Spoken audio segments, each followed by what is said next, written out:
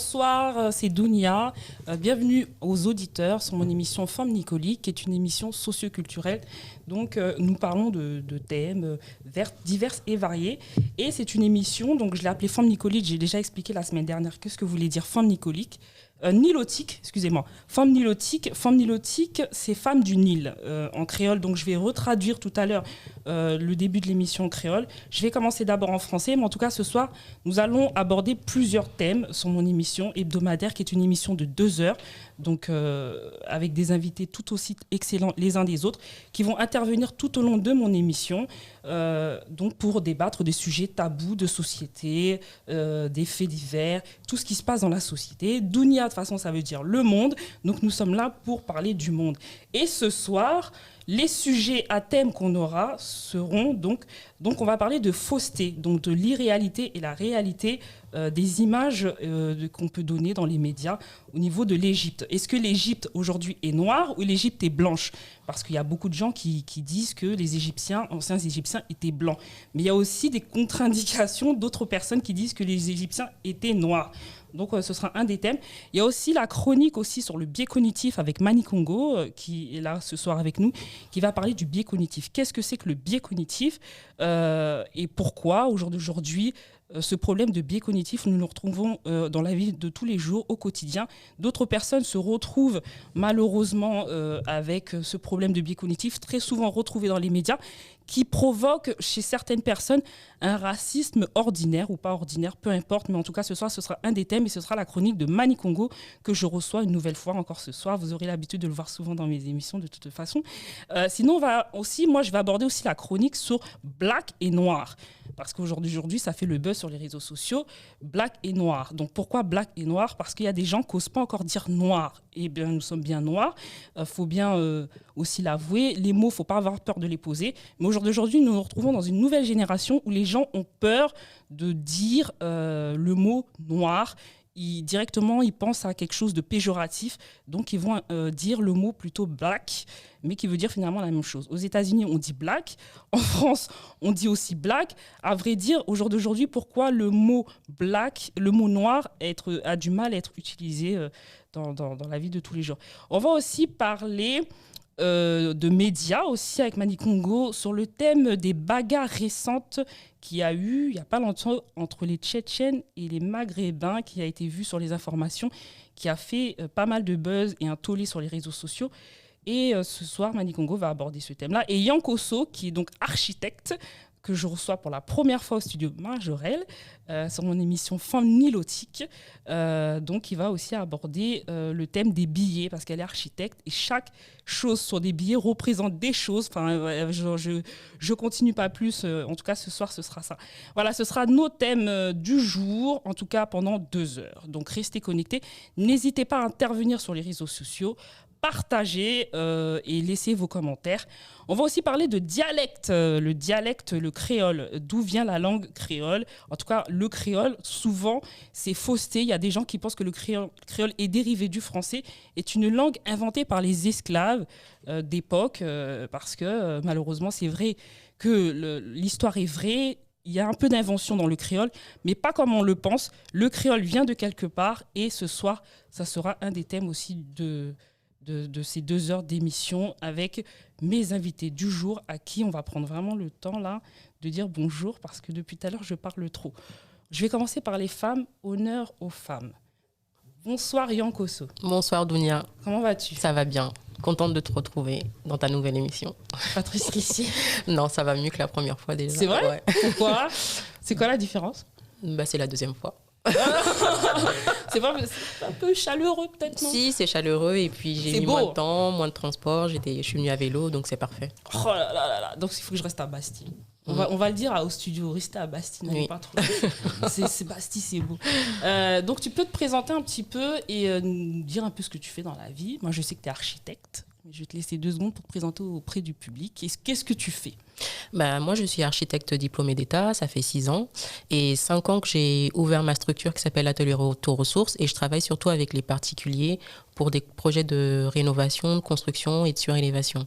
Et j'essaye aussi, parallèlement à ça, de donner des pistes de réflexion pour ne pas juste regarder l'architecture comme comme un bâti, mais que ça pousse au-delà et qu'on peut voir au travers. Et que l'architecture est partout aussi.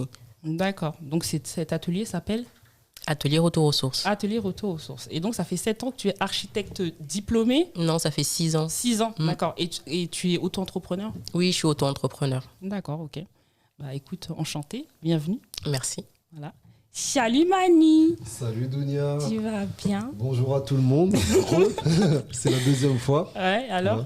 Bah, c'était pas mal, hein. J'ai regardé un petit peu la première émission, tout ça. J'ai aimé participer et content de revenir et avec notre nouvelle invitée. Voilà. Merci. Voilà, un petit big up à Prince aussi, Cappuccino, qui était là la dernière fois. Big up. Je vais venir en créole parce que j'avais promis de commencer en créole et je sais pas, j'ai tellement pris l'habitude de parler français parce que c'est la langue qu'on parle le plus souvent, le français, et du coup j'ai oublié de commencer à parler en créole et c'est important parce qu'on est énormément suivi par la communauté créole antillaise, partout, hein, aux États-Unis, Brésil, donc je vais prendre le temps de m'exprimer en créole. Donc bonsoir à tous, auditeurs, auditrices, pour chaque monde qui prend temps d'écouter Mla Jodia.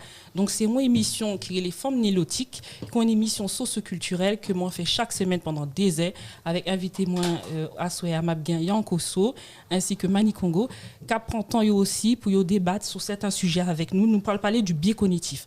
Biais cognitif, qu'est-ce que c'est? Biais cognitif, c'est comme si son monde qui mettait en tête nous des séries de bagailles à cause des médias, que ce soit négatif ou positif. Et en Haïti, précisément, nous relèvons ça marchand de micro, voilà, mais en France, nous relèvons ça biais cognitif, qui c'est des mouns qui ont une mauvaise pensée dans la tête nous et qui ont laissé nous sous-entendre série de bagailles qui pas forcément vraies et qui ont poussé nous même à non-racisme ou quoi que ce soit. Donc, à Soya, ça un de nos sujets, donc pas hésiter à partager qui côté nous y a, pas hésiter à partager. On a aussi parlé son sujet sous langue créole là, on a pris temps nous pour nous parler sous langue créole là, qui côté langue créole haïtienne la sortie. Donc c'est très intéressant parce qu'il y a un pile de monde qui dit que langue créole la sortie de nulle part. Ça tape intéressant parce que ça fait partie de nous, de notre patrimoine. Donc on nous a parlé de ça aussi et on a parlé aussi avec Yankoso de billets. On a parlé de l'argent qui côté dessin qui sous billet Cobio côté au sorti, etc., etc. Donc pas hésiter, partager, ça fait notre plaisir tout au long de l'interview là pendant des temps. Il y a Pontonio, il y a aussi intervenu tout au long émission ça. Voilà, merci beaucoup. Donc là j'ai expliqué en créole aussi le but de l'émission. Donc on va commencer par la chronique parce que tant qu'on est dans les réseaux sociaux, on va commencer par la chronique de Mani Congo qui va justement nous parler du biais cognitif. Tout à fait. Donc, j'ai voulu aujourd'hui aborder ce sujet du biais cognitif parce que on se rend compte en fait dans la société. Explique ce que c'est que le biais cognitif. Voilà. On se rend compte dans la société en fait qu'il y a des éléments en fait qui interagissent dans nos esprits. Et le biais cognitif, donc qu'est-ce que c'est? C'est toutes les décisions en fait qu'on peut prendre par erreur de jugement ou bien en se faisant manipuler. C'est-à-dire qu'on pense justement intervenir à bon escient ou prendre une décision qui vient de nous-mêmes, mais en réalité, c'est dû en fait à tous les messages, les différents messages que la société peut nous renvoyer. Et souvent, c'est pas toujours des messages positifs en fait. Et je vais donner un exemple. De manière globale, on est élevé de telle ou telle manière en fait. C'est-à-dire que par exemple, les hommes, on va leur donner une éducation, on va leur dire d'être plus fort, d'avoir un certain comportement, et les femmes, on va leur dire plus de faire attention, etc. Et c'est pareil notamment par rapport à la couleur de peau aussi, c'est-à-dire que par exemple dans la société, les noirs vont avoir une image beaucoup plus négative. D'ailleurs tout à l'heure Dounia, tu disais qu'il faut pas avoir peur des mots, mais justement ces mots parfois qui sont... Oui, alors puisque tu viens là-dessus, je voulais d'abord te laisser terminer ta chronique, mais puisque tu viens là-dessus, c'est très bien. La dernière fois, on était ici en studio, après tu me diras un peu ce que tu en penses, Yankoso, j'ai utilisé le mot esclave.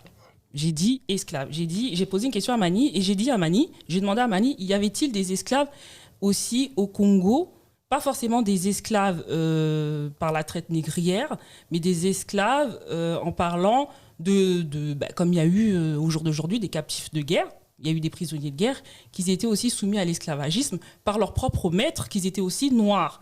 Et j'ai eu le sentiment, en tout cas pendant l'interview, que tu avais peur de ce mot. C'est-à-dire que tu as commencé à dire « Oui, je pense que c'est le mot qui n'est pas approprié. Je pense qu'il y a eu tu m'as dit, il y avait aussi des dominés et des dominants. » Et moi, quand tu parles de biais cognitif, pour moi, là, on est dans un biais cognitif parce que tu as tenté de faire comprendre que le mot, en sens, il n'était pas bien. Alors que c'est un mot utilisé dans la vie de tous les jours. Quand on parle dans les médias sociaux, on parle d'esclaves sexuels. Donc, tu vois, le mot en lui-même, esclave, c'est pas quelque chose de péjoratif. Il faut pas le prendre pour quelque chose de péjoratif. Et le biais cognitif, c'est ça. C'est de laisser penser à d'autres personnes, comme ce jour-là qui t'ont écouté, que j'étais dans le faux. Donc, de dire esclave, tu m'as fait penser que j'étais dans le faux, alors que esclave, je veux dire, il a toujours existé. Enfin, c'est un mot que tu entends dans les médias, c'est un mot qui est dit dans les médias. Mais j'ai eu l'impression que tu as voulu minimiser, donc biais cognitif toujours, à laisser sous-entendre à d'autres personnes que le mot en lui, il n'était pas bien. Bah, du coup, j'en profitais pour te répondre et préciser ma pensée justement par rapport à l'esclavage. En fait, moi, je reste vraiment sur l'étymologie du mot, en fait, parce que l'étymologie du mot, il vient justement des Slaves. C'est d'où le mot esclave, en fait, qui était justement dépossédés, qui de leur liberté et qui étaient aussi vendus, etc. Et ce que je voulais dire, c'est que c'est pas forcément le mot qui est par rapport à l'époque. Donc, moi, je parlais du Royaume Congo. Donc c'était pas forcément le mot le plus adapté pour cette époque-là, parce que en fonction des pays, en fonction de l'époque, c'est pas toujours la même c'est pas toujours les mêmes conditions qui étaient utilisées. Donc c'est pour ça que pour moi c'était pas forcément. Oula, tu t'es trop pris la tête. Pour moi c'est pas le mot le plus adapté pour l'époque. J'ai posé juste une question. Y avait-il des esclaves au Congo? Il suffisait de me dire. Bon, peut-être, sûrement, ou pas du tout, tu vois. Parce que là, on est dans... Tu vois, quand tu parles du biais cognitif, c'est ça. Le biais cognitif, c'est de laisser penser. Par exemple, on dit, il y a eu le feu au musée Grévin. Je te donne un exemple. Il y a eu le feu au musée Grévin. Et en bas, il y a écrit en arabe. Je veux dire, là, on est dans le biais cognitif. Parce que tu es journaliste, tu n'as pas participé... tu n'étais pas là, tu n'as pas assisté au truc, mais tu vas laisser sous-entendre à un public... que les Arabes, tu vois ce que je veux dire, c'est ça le biais cognitif. Donc quand tu dis que esclave, oui, tu te compliques la vie. C'est un mot qu'on entend dans tous les jours. Je te dis, l'esclavagisme n'a pas existé que chez les blancs, parce que j'ai l'impression que c'est un sujet très tabou ça. Les gens pensent que l'esclavagisme a existé que dans la traite négrière entre les colonisateurs. Donc ils ont pris les Noirs à cette époque-là. Non, les Noirs aussi ont aussi cette période où ils ont eu aussi leurs esclaves, ce qui est partout, ce qui était dans tous les empires africains. Et ça, il faut vraiment maîtriser l'histoire. Et quand je te demandais, y avait-il chez vous, un peu comme on retrouve au jour d'aujourd'hui, des nobles, des forgerons, des esclaves, c'était pour moi... la question la plus simple. Je ne rentre pas dans l'étymologie du mot, du esclave à cette époque, il se disait pas. Je rentre pas dedans. Parce que de toute façon, les mots d'avant n'étaient pas au jour d'aujourd'hui. Ils n'avaient pas la même consonance. Ils n'avaient pas les mêmes consonances, mais ça voulait dire la même chose. Et dans le sens du mot, esclave, c'est quelque chose de réel. Voilà, et c'est ça le problème, c'est la réalité des mots. Après, faut pas nier le fait qu'effectivement, il y a eu de l'esclavage, notamment pendant, des rois dans les empires, justement, qui vendaient des esclaves, etc. Ça, je ne nie pas ce fait-là, qu'on soit bien d'accord. La précision que j'apporte, justement, c'est par rapport juste à l'étymologie du mot, même si toi, tu que... esclave était considéré qu'un maître, une personne, enlevait la liberté de quelqu'un d'autre. Donc la définition, elle est très simple. Après, il y a plusieurs formes en fait. C'est non. Là, c'est pas accepter son passé pour mieux avancer, moi, quand on réagit comme ça. T'as compris comment j'ai réagi de pouvoir mettre de la pommade sur un mot. Et en même temps, ça voudrait dire que... C'est le biais cognitif, ça. J'ai une question à poser. Par exemple, en Inde, il y a des systèmes de castes. Oui. Tu vois, et ceux qui sont au plus bas des castes, est-ce qu'on peut dire que ce sont des esclaves ?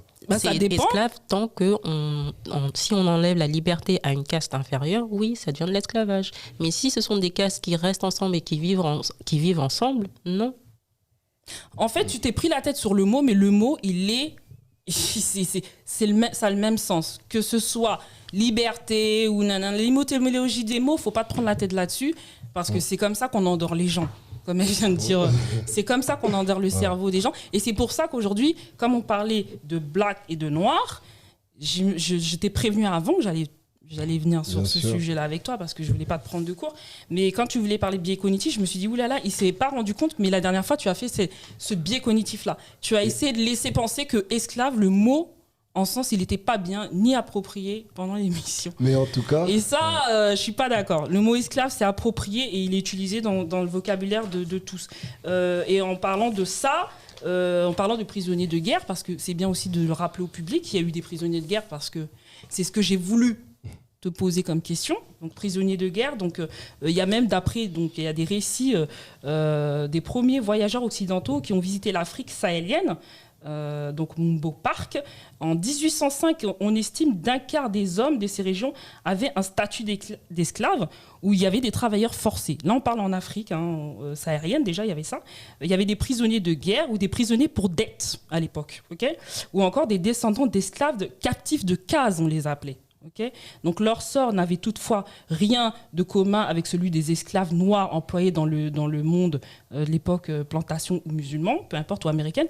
Les captifs de case étaient généralement intégrés au cercle familial, c'est-à-dire que les noirs de l'époque, d'accord, leurs propres esclaves, eh ben, ils les maltraitaient pas comme comme à l'époque colonial où vraiment le blanc maltraiterait vraiment son esclave. C'est-à-dire qu'il le prenait vraiment sous son aile, voilà, mais ça restait quand même des captifs de guerre ou ça restait quand même des esclaves, donc quand je dis maltraités, aujourd'hui peut-être maltraités, d'accord, mais à l'époque c'était pas parce que tu payais pas quelqu'un, il était forcément maltraité, mais ça restait quand même des esclaves.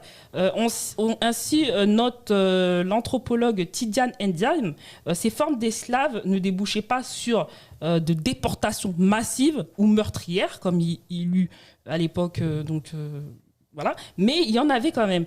Il y en avait pas mal. Et en revenant aussi là-dessus, on parle de Moussa aussi, un récit où lui, justement, Moussa de l'époque. Donc Moussa, c'était le roi du Mali, malgré un commerce florissant aussi. Donc à l'époque, Moussa, il y a eu des écrits qui prouvaient que lui-même, à cette époque-là, il avait un tout, je crois, 12 000 esclaves. Voilà. Donc, tout le long du périple de Monsa, donc on l'appelait Monsa, donc le roi embarque avec lui-même 60 000 hommes et 12 000 esclaves avec certains chameaux. Et ça, c'était son premier pèlerinage qu'il avait fait, Moussa. D'accord ? Et donc, ça a été prouvé. Donc, même les écrits le disent et l'estiment. Voilà. Et c'était la question que je te posais ce jour-là. Je ne vais pas faire un long débat là-dessus, mais c'était vraiment la question que je te posais ce jour-là. Donc pour revenir justement par rapport au biais cognitif et le lien que je voulais faire par rapport à l'actualité, c'était pour dire que parce qu'il y a plusieurs types de biais cognitifs justement, et parmi l'un des biais cognitifs, il y a ce qu'on appelle l'effet de halo, et justement c'est par rapport, moi je fais le lien par rapport aux violences policières qu'on a pu voir récemment, et je voulais apporter justement une petite nuance, une petite précision, dans le sens où c'est pas parce que par exemple qu'il y a une violence envers par exemple la population noire, que ça veut dire que forcément le policier, donc l'individu qui va pratiquer cette violence est forcément raciste. C'est ça que je veux apporter en fait. C'est pour dire que à force d'avoir un conditionnement, à force que la société te conditionne, ben justement, tu vas adopter des attitudes qui vont aller justement contre un type de population. Tu penses que... Ouais, c'est ça. C'est ta pensée à toi. C'est le lien que je fais. Et à mon avis, en fait, il y a un lien justement entre entre cette vision, cette société justement qui éduque quelque part à travers les médias la pensée des gens et oriente justement un traitement par rapport à tel ou tel type de population. Donc c'est ce que je pense. Ouais. Moi, je pense que ça arrivait beaucoup aux musulmans, ça. Je trouve. Moi, je trouve que franchement, on leur a fait beaucoup de mal. Je trouve que les musulmans de France, on leur a fait trop de mal. Malheureusement, ils ont eu de la stigmatisation. Enfin, c'est ma pensée, parce qu'on parle bien aujourd'hui au public, c'est ma façon de penser, d'accord ? Je trouve qu'ils ont été beaucoup trop stigmatisés par leur religion, par leur apparence, à cause de 2-3 individus, tu vois, et par le biais cognitif, donc des médias et la fausseté des informations. Ce qui se passe, c'est que le biais cognitif, pour moi, ça marche avec la peur. Voilà. Une personne qui a peur, automatiquement, le biais cognitif va marcher sur lui, tu vois. Mais une personne qui a un caractère costaud et qui tombe pas dans la connerie, tu vois ce que je veux dire, bah, il va être moins facilement atteint. Mais une personne qui a peur, tu vois, bah, tu lui fais gober n'importe quoi.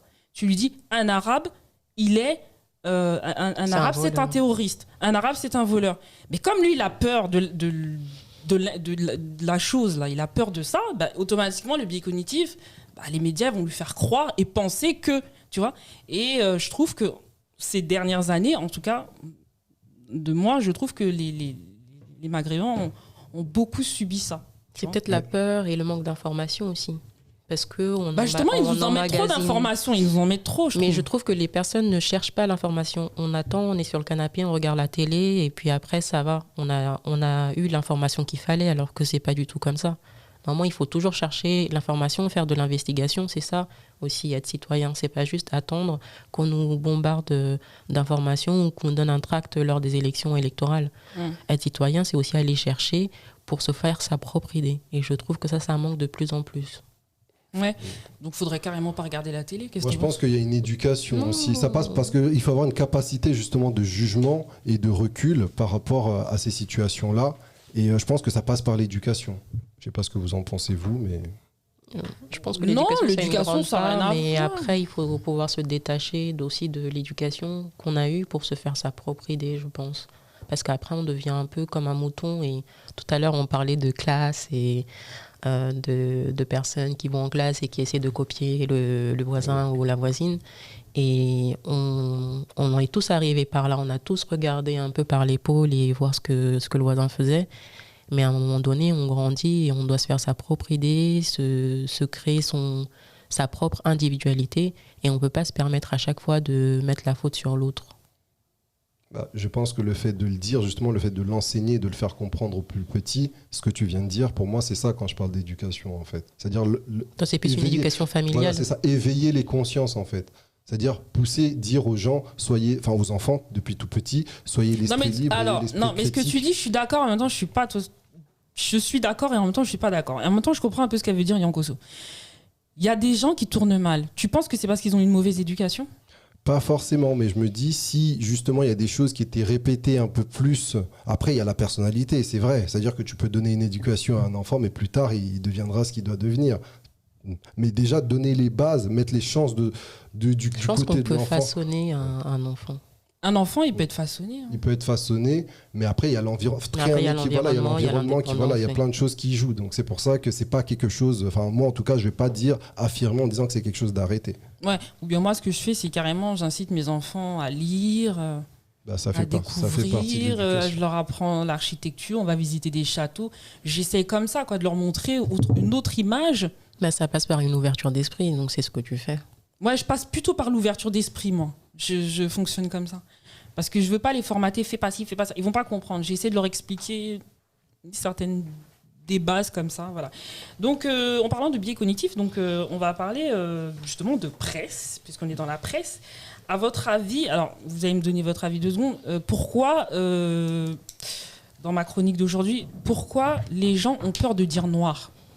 Parce que noir, en tant que noir, si tu dis noir, il n'y a pas de souci. Mais si t'es blanc et que tu dis noir, t'es raciste. Pourquoi ? Parce que t'as pas à le dire, t'es raciste. Moi, je pense que justement, c'est par rapport au sens du mot. C'est-à-dire que ce mot, quand tu ouvres un dictionnaire et que tu regardes la définition du mot noir, il y a beaucoup de mots négatifs qui est associé à ce mot-là. Donc je pense que ça peut jouer sur... Mais comment on se définit alors ? Non, mais moi, je me définis en tant que noir. Mais pourquoi est-ce qu'on accepte... En tant que marron. Pourquoi est-ce que... Les enfants ont tendance à dire marron. Mais pourquoi est-ce que tu n'accepterais pas que... Enfin, toi, non, je ne vais pas dire toi parce que je ne sais pas vraiment. Mais pourquoi est-ce qu'une personne noire n'accepterait pas qu'un homme ou une femme blanche dise tu es noir ? Tu penses que les personnes noires n'acceptent pas ? Parce que moi, j'ai pas de problème à ce que, quelle que soit la personne, dise noir, en fait. Pour moi, c'est normal. Mais après, je sais pas si c'est la majorité. C'est pour ça que tout à l'heure, je suis venue sur le débat. Il n'est pas choqué d'entendre noir, mais il était choqué d'entendre esclave. De la dernière fois. Là, on est vraiment dans le biais, dans les... Non, mais après, oui, voilà. Toi, noir, ça te choque, toi, que quelqu'un d'autre dise noir ?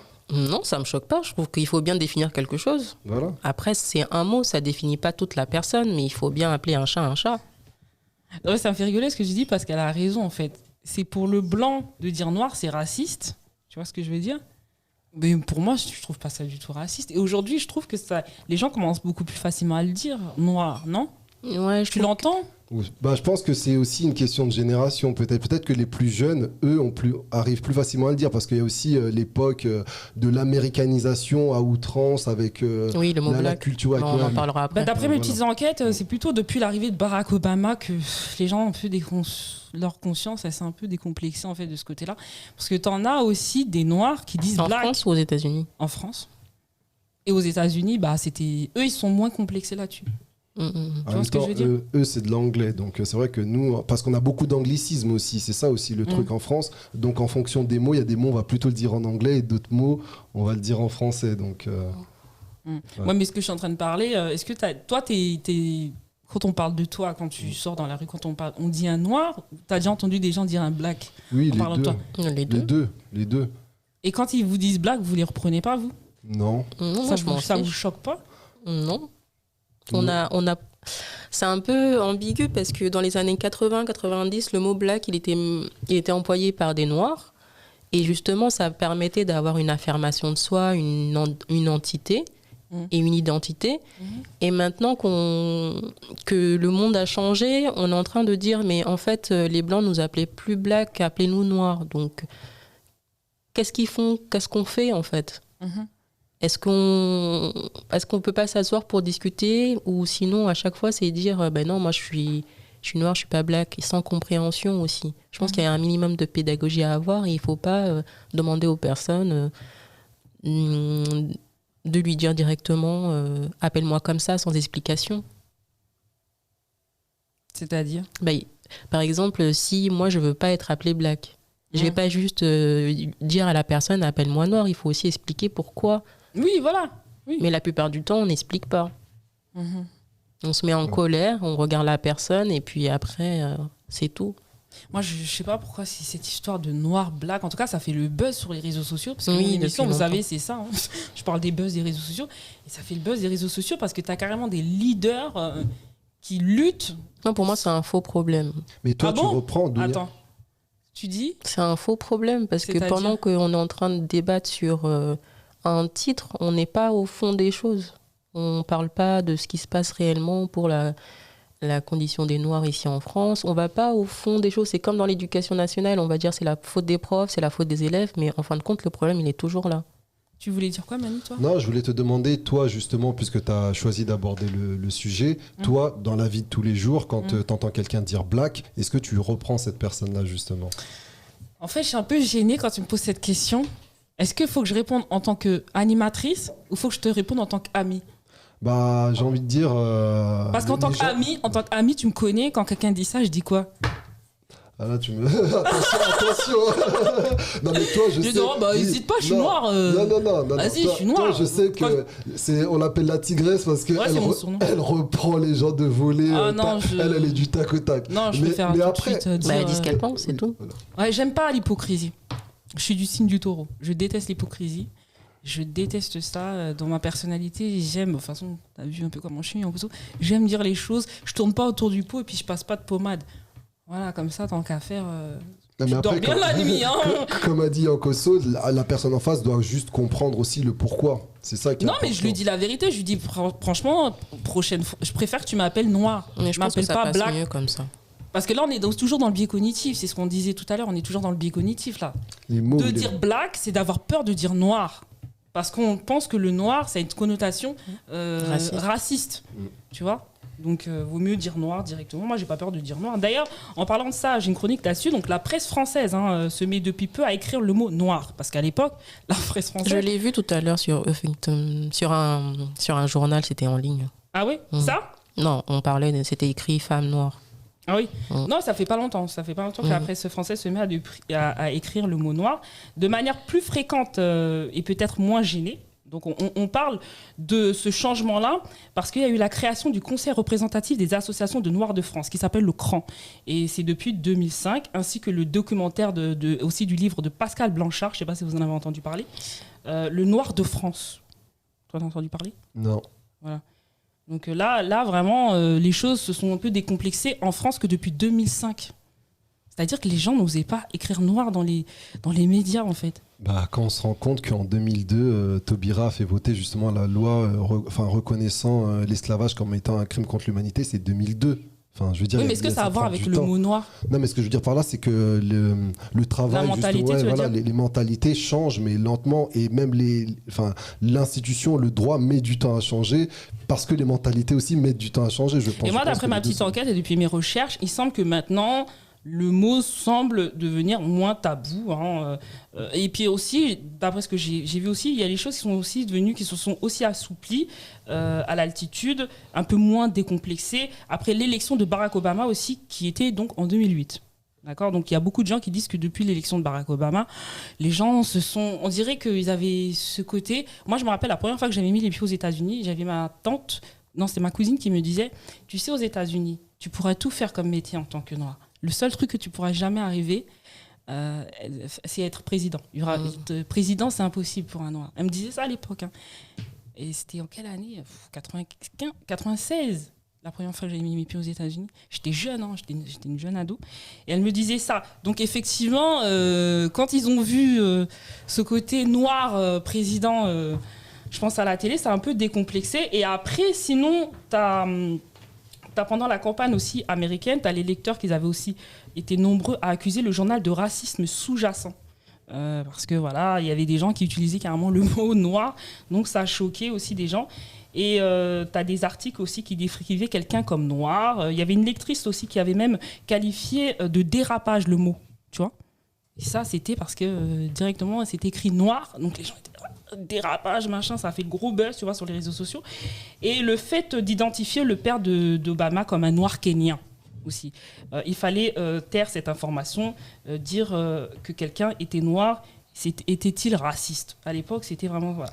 Et puis après, tu as eu les associations aussi invisibles dont vous pouvez retrouver sur des tribunes sur Slate aussi, depuis quelques années, qui aussi essaient de rassurer aussi la population avec des vidéos. Sinon, tu as certains journalistes qui continuent pourtant de préférer le mot en anglais. Là, il y en a sur leur site, ils continuent encore à mettre encore black. Pourtant, on est en France. Pourquoi utiliser le mot en anglais puisqu'on est en France, même dans les registres qui sont familiers.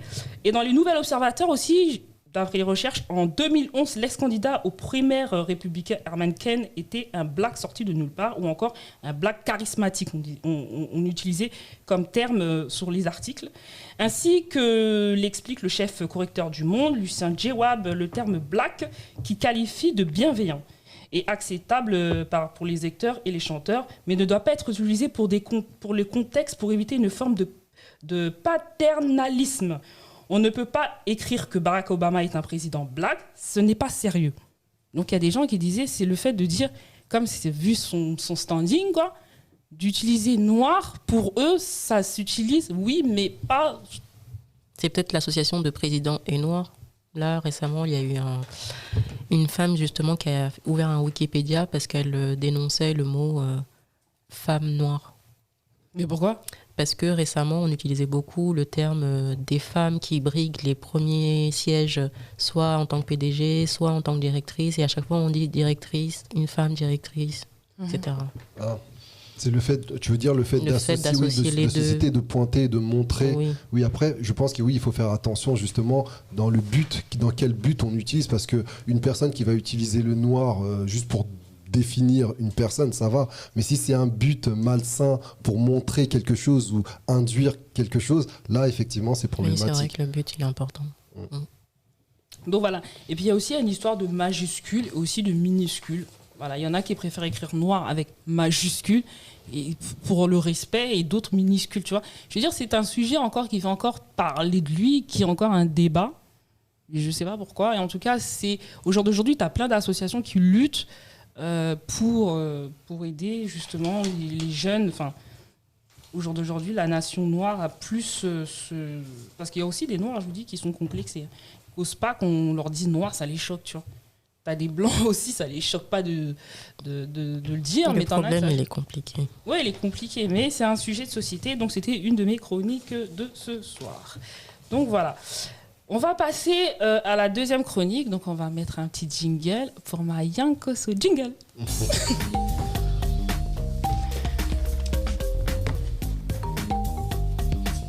Alors. Yankoso. Salut. Donc tu vas nous parler de... Billets, des petits billets. Des billets.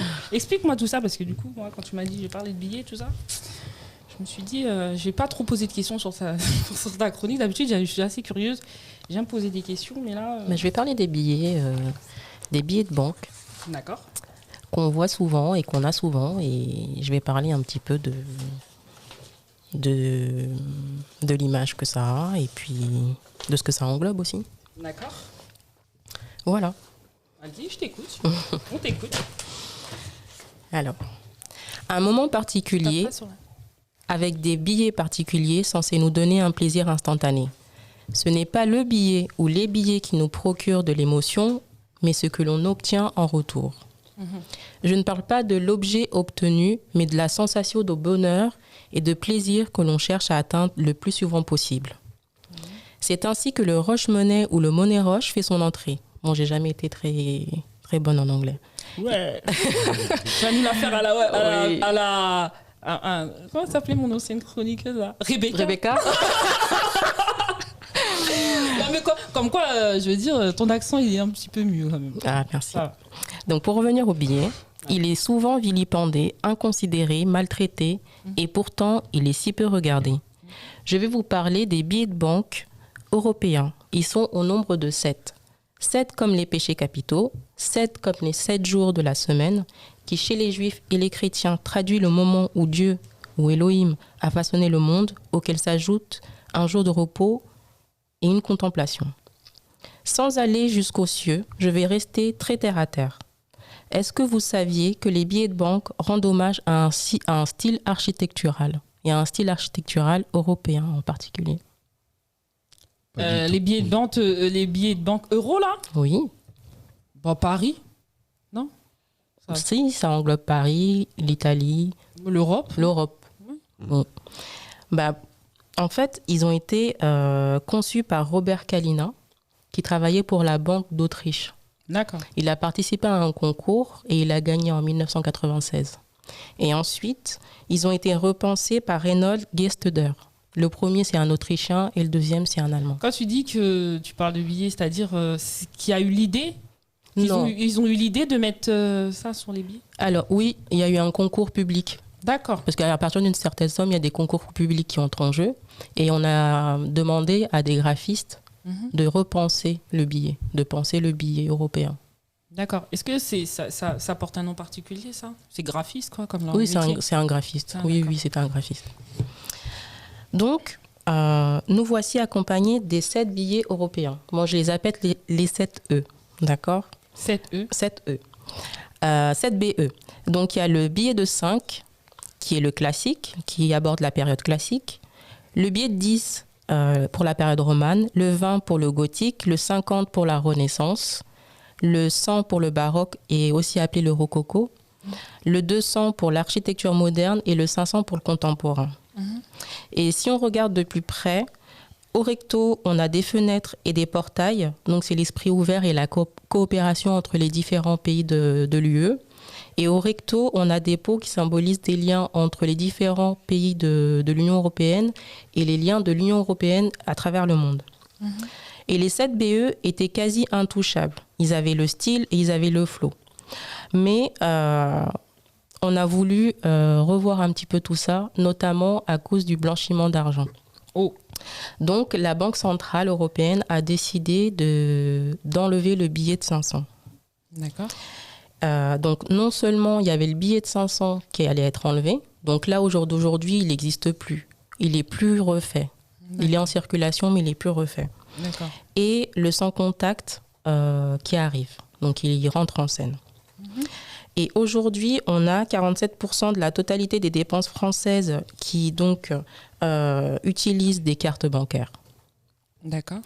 Et en Chine, si on utilise des billets, on est considéré un peu comme un ovni. Alors qu'en Suède, par exemple, il y a des bars qui sont en train de se créer pour justement mettre en forme pour accepter uniquement des billets et de la monnaie. La carte bancaire est interdite. Ah bon? Oui, elle est interdite. C'est incroyable. Parce qu'ils disent que c'est une suppression de la liberté et de la circulation de l'individu et qu'en même temps, ça permet de jouer le Big Brother. Wow. Donc de savoir où l'individu est parti d'un point A à un point Z. B. Voilà, de le tracer. Incroyable. Et en France, par contre, il n'y a pas vraiment de données. C'est un peu 50-50, on ne sait pas encore où se situer. En sachant que on aime bien les chèques encore en France, donc je ne sais pas si on va garder le billet ou on va l'enlever pour garder que le sans contact. Moi, je ne suis pas trop chèque. Pas trop chèque? Il y a eu tellement de problèmes avec les chèques aussi. Moi, j'aime bien les chèques, mais j'ai eu beaucoup de problèmes avec les chèques. Tu vois. Ah bon, c'est bon à savoir. Donc, s'il y a une démocratisation du sans contact, d'accord. Peut-on aussi penser à une démocratisation de l'architecture? Ah. Et si c'est le cas, où iront trouver refuge les 7 styles architecturaux? Donc, je répète, le classique, le roman, le gothique, la Renaissance, le baroque, l'architecture moderne. Et aussi, s'il y a une démocratisation, est-ce qu'on va demander la résurrection du contemporain? Et selon un communiqué de presse de l'Ordre des architectes, il disait que l'architecture est en général reconnue dans sa dimension patrimoniale, rejetée pour son avant-garde et reste méconnue dans sa dimension urbanistique. D'accord. Et là, du coup, je vais vous demander on va prendre une petite pause et on va se demander si jusqu'à présent, on avait vu que l'architecture était si accrochée à nos poches. Là, tu m'as eu parce que d'habitude, c'est moi qui avec toutes mes questions super compliquées sur l'architecture. La dernière fois, j'ai fait une démo sur l'architecture et tout. Alors, vous aviez ça en tête ou ça reste un petit truc Là, en fait, tu m'as eu. Je t'avoue que quand je regarde les billets, je vois souvent des formes et tout, etc. Moi, personnellement, tu veux mon avis? Tu veux mon avis sur les billets, par exemple? Oui, bien sûr. Ouais. Il y a vraiment des billets qui sont pas beaux. Mais est-ce que tu avais vu justement qu'il y avait de l'architecture? Ouais, mais personnellement, j'aime bien le billet de 50 et j'aime bien le billet de 20. Donc toi, tu es une romane et moi, j'aime bien la Renaissance. Moi, j'aime bien les trucs. Bah, tu me connais, j'aime bien l'histoire, la culture. Moi, j'aime tout ce qui est un peu vieux. Je suis pas trop dans le monde. J'aime ce qui est un peu vieux, ce qui voilà. Personnellement. Après, je pense que la modernité avec les billets d'aujourd'hui, les dessins, je pense pas que ça a son sens. Je préfère ce qui est vieux. Voilà, moi, c'est mon avis personnel. Je sais pas ce que tu en penses. Bah, moi, comme je te dis, j'avais pas forcément ça à l'esprit, donc tu m'apprends, tu vois. Mais par contre, je sais que maintenant que tu le dis, je pense que tu vas regarder un petit peu plus. Exactement. Et après, par rapport à la question que tu as posée aussi, je me dis peut-être que dans les cartes bleues, peut-être qu'on déplacera justement les... Mais si c'est le sans contact, peut-être qu'on va faire comme les Chinois, ça sera avec le téléphone ou autre, il n'y aura plus de carte bleue.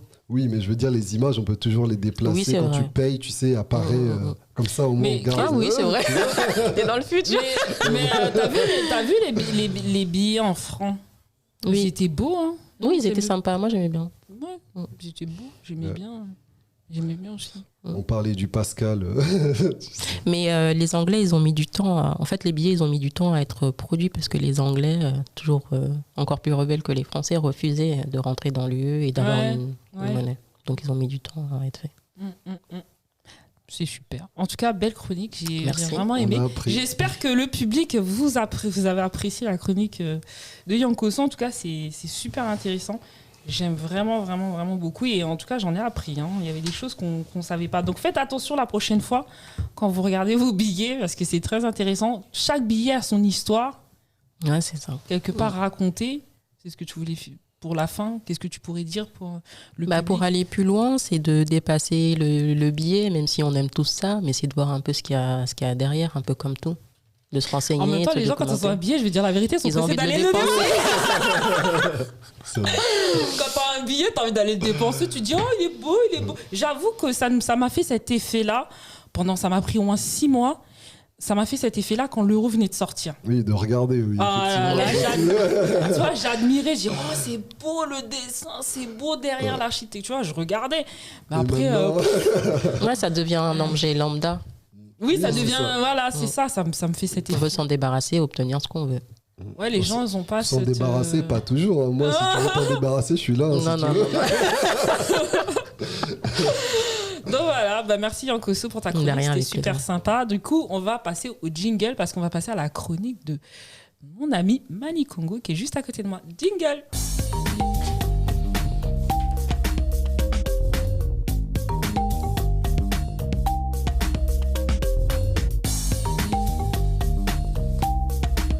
Donc, je vais parler de violence, parce que je ne sais pas si vous avez suivi, mais ce week-end, il y a eu énormément de violence à Dijon. On peut même parler de scène de guerre, limite, parce qu'il y a eu un problème entre des dealers d'un quartier de Dijon et la communauté tchétchène. Et ce qui s'est passé, c'est qu'il y a un jeune homme de 16 ans qui a été frappé justement par des dealers issus de la communauté maghrébine. Et il se trouve qu'il y a un appel qui a été passé justement auprès de la communauté tchétchène. Donc il y a eu des Tchétchènes de toute la France qui ont débarqué à Dijon, surarmés avec tout ce qu'on peut imaginer comme armes de poing.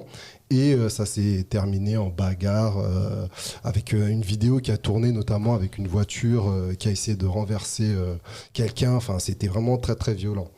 Et moi, ils ont mis les vidéos sur les réseaux sociaux ? Ah bah sur les réseaux sociaux, on peut se faire plaisir. Hein. Je veux dire, il y a entre guillemets, hein, bien sûr, il y a des scènes vraiment très très très choquantes et très violentes.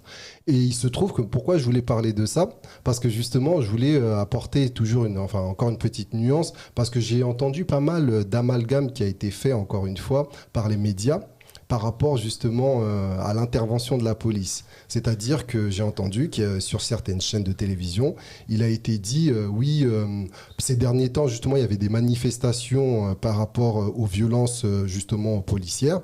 Et on disait oui, mais maintenant qu'il y a des violences, vous avez besoin de la police. C'est-à-dire que vous dites que la police est raciste d'un côté, et là vous demandez la police. Qui a dit que la police était raciste ? C'est dans le traitement, c'est-à-dire que dans les pancartes, si certaines personnes disent justement... À Dijon ? Non, je parle de manière générale par rapport aux manifestations. Il y a des pancartes ou des gens qui disaient que la police était raciste, etc. Et moi, ce que je dis... Moi, je suis d'accord avec toi sur ce que tu... Par contre, je vais demander Mani d'éviter de taper sur la table. Parce que ça fait 10 fois que je t'aime bien, mais vite parce que tu mets des coups okay. J'ai déjà entendu que la police est violente, mais raciste. Raciste par rapport justement raciste aux États-Unis, oui. Oui, par rapport à certains... Par rapport aux violences policières. Par rapport aux violences policières, etc. Et ce que je suis en train de dire, en fait, c'est que ce qui est important, c'est pas que les gens globalement sont contre la police. Ce qu'il faut dire, c'est que quand il y a des mauvaises actions qui sont effectuées, effectivement, les gens se plaignent, d'où les manifestations. Mais par contre, on a besoin de la police. Donc ça, c'est important de le dire aussi. C'est-à-dire qu'on a besoin d'une police exemplaire, mais quand il y a des violences, il faut l'intervention de la police, justement, parce que s'il n'y a pas de police, en fait... tu essaies de dire quoi ? Parce que tu parles trop vite. Alors, tu essaies de nous dire quoi ? C'est quoi le message, en fait ? Le message que je veux passer, c'est attention, justement, à ne pas faire d'amalgame entre le fait que quand il y a des violences comme ce qui s'est passé ce week-end, on a besoin de la police. Donc, c'est bien que la police soit intervenue, parce que sinon, c'est l'anarchie. Mais par contre, on a aussi besoin d'une police exemplaire par rapport justement aux manifestations qu'on peut voir un peu partout en France, justement. C'était ça mon message. Donc tu essaies de nous faire penser que la police, elle n'est pas forcément mauvaise en soi ? Je dis qu'on a besoin de la police. Heureusement. Oui. Mais d'une bonne police. Mais on peut avoir besoin de la police, mais on peut avoir de la... Oui, voilà. La police n'est pas... c'est ça que je veux que tu précises. D'une bonne police, parce que tout le monde a besoin de la police. Oui, d'une bonne police, c'est ça, exactement. Voilà, c'est parce que mais comme je dis, en fait, comme j'ai regardé justement le traitement médiatique qui avait été fait par rapport aux violences à Dijon, et comme je dis, il y a des journalistes qui reprenaient le fait en disant oui, vous vous plaignez de la police et maintenant qu'il y a des soucis, vous demandez la police. C'est logique en fait. Est-ce que c'est parce qu'il n'y a pas eu aussi une généralisation des personnes disant que toute la police n'était pas... Ce qu'on entendait, avec une voix un peu plus forte, disant que la police en totalité, elle est mauvaise. C'est pour ça que c'est important de dire que toute la police n'est pas mauvaise, heureusement. Toute la police n'est pas mauvaise. Mais après, il peut y avoir des problèmes dans la police et qui peuvent être aussi liés justement à juste ce qu'on a défini tout à l'heure, notamment liés au biais cognitif, etc. Ah, qu'est-ce que c'est intéressant tout ça. Donc, ça s'est passé à Lyon. À Dijon. À Dijon, excuse-moi. Et du coup, ça s'est terminé comment ? T'en as entendu parler ou pas ? Ce que je sais, c'est que justement, le ministre de l'Intérieur a envoyé le RAID et que après, à partir de dimanche, lundi, il n'y a plus... les gens de la communauté tchétchène, justement, étaient repartis, semble-t-il. Donc là, la situation est à l'apaisement. Et ce qui a enclenché ça, c'est qu'il y en a un d'entre eux qui a tapé un petit jeune il avait maghrébin. 19 ans, en fait. Ah, il n'avait pas 16 ans ? Non, il avait 19 ans et c'était un Tchétchène. Merci, justement. C'est heureusement que tu... Mais ils ont fait un pourparler à la mosquée pour les deux communautés et maintenant ça s'est arrangé, ils ont trouvé un terrain d'entente. D'accord. Waouh, il s'en passe des choses. De toute façon, mon émission Femme Nilotique, c'est ça. C'est les réseaux sociaux, c'est les buzz, c'est la culture, c'est la sociologie. Voilà. Et il y a un truc que j'ai remarqué. Alors, les gens sur les réseaux sociaux, en tout cas sur mes pages, ils adorent ce type de sujet. Ils aiment vraiment... ils aiment les choses qui sont très polémiquantes et ils aiment qu'on prenne le temps, toujours en restant Dounia qui parle de la culture, parce qu'ils m'ont connu en parlant beaucoup de culture, de tout ça, donc forcément. Mais là, cette petite touche que j'ai ramenée sur l'émission, ils aiment bien. Donc n'hésitez pas à intervenir si vous avez des commentaires à laisser, en tout cas sur ce que vient de dire Manikongo. Sur moi, je la connaissais pas l'histoire, tu vois. C'est toi qui m'en a parlé avant-hier, il y a 3-4 jours. 2-3 jours. Ouais. Je connaissais pas, j'ai pas vu. Pourtant, je suis beaucoup sur les réseaux. Moi, les images que j'ai vues, ça m'a interpellé. Je me suis dit, waouh, qu'est-ce qui se passe en France ? Ah oui, ça t'a fait un choc. Eh ben, tu sais, pour l'haïtien qui va te suivre là tout de suite. Coucou les Haïtiens, comment nous y est ? Tu vois, pour les Haïtiens qui vont te suivre, et parce que tu dis là, ils vont même pas être choqués en fait. Ah ouais ? Pourquoi ? Parce qu'en Haïti, c'est l'anarchie. C'est-à-dire qu'il y a beaucoup de gangs aujourd'hui qui dirigent des endroits de la population. Il n'y a pas longtemps, il y a une grande poétesse chez nous qui est décédée. D'ailleurs, elle s'est fait tuer chez elle. Ils sont rentrés et tout ça. Et en Haïti, c'est très difficile. L'économie, autant le pays, c'est très très difficile. Donc, ils sont habitués à voir cette violence. Ils sont habitués à voir ce type de violence.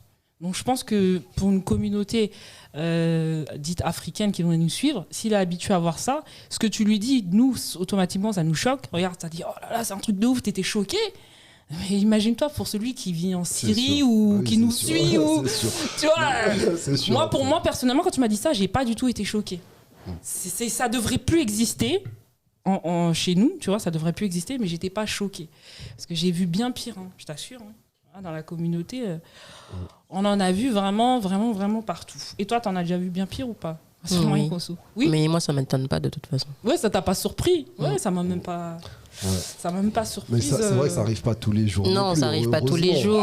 Mais en même temps, des gangs, des bagarres de gangs, c'est quelque chose qui est relativement. Et je suis sûre qu'il y en a et dont on n'en parle pas. Ça, c'est parce qu'il y a eu une vidéo virale aussi. Tu penses de cette ampleur, tu penses que ça arrive Oh bah oui, tout le temps. Ah oui. Ici. Oui. Je sais pas si c'est de cette ampleur-là, mais il y a quand même des choses assez hard qui arrivent. Ouais, il y a des choses hard qui arrivent et c'est pour ça qu'il existe des blogueurs et des dénonciateurs. Là, c'est parce qu'il y a vraiment toute la communauté tchétchène qui est arrivée des 4 coins de la France. C'est peut-être aussi par rapport à ça.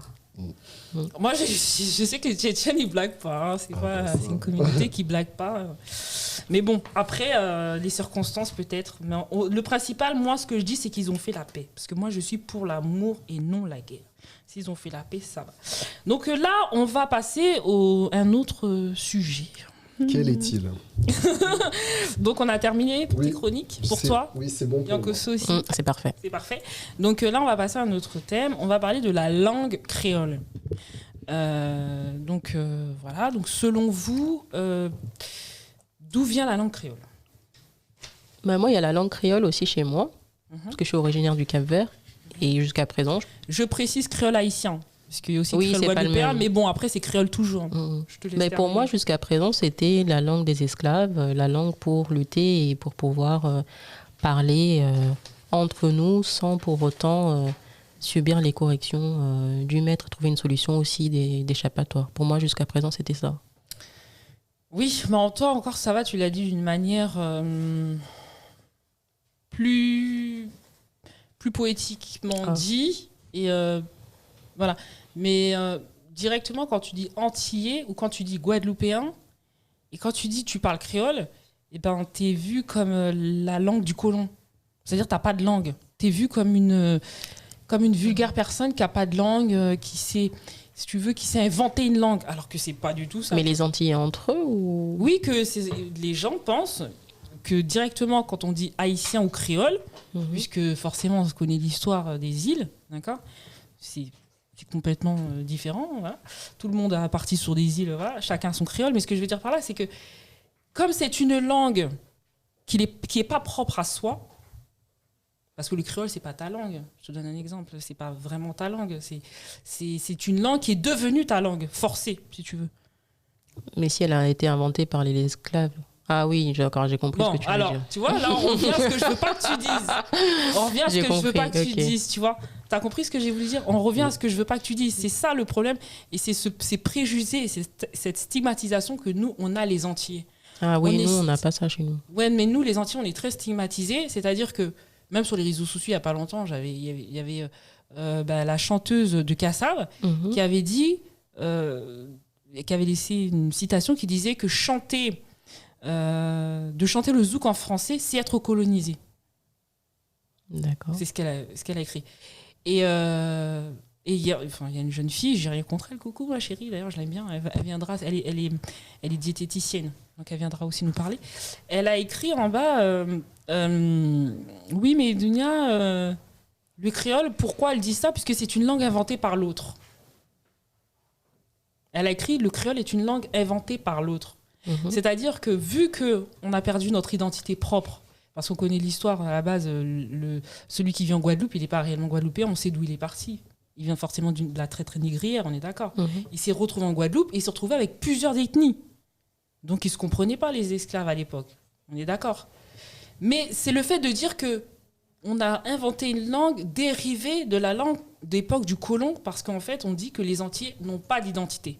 Donc cette langue-là, elle a été plus ou moins, c'est ce qui se dit beaucoup en termes de stigmatisation, c'est une langue inventée par l'homme.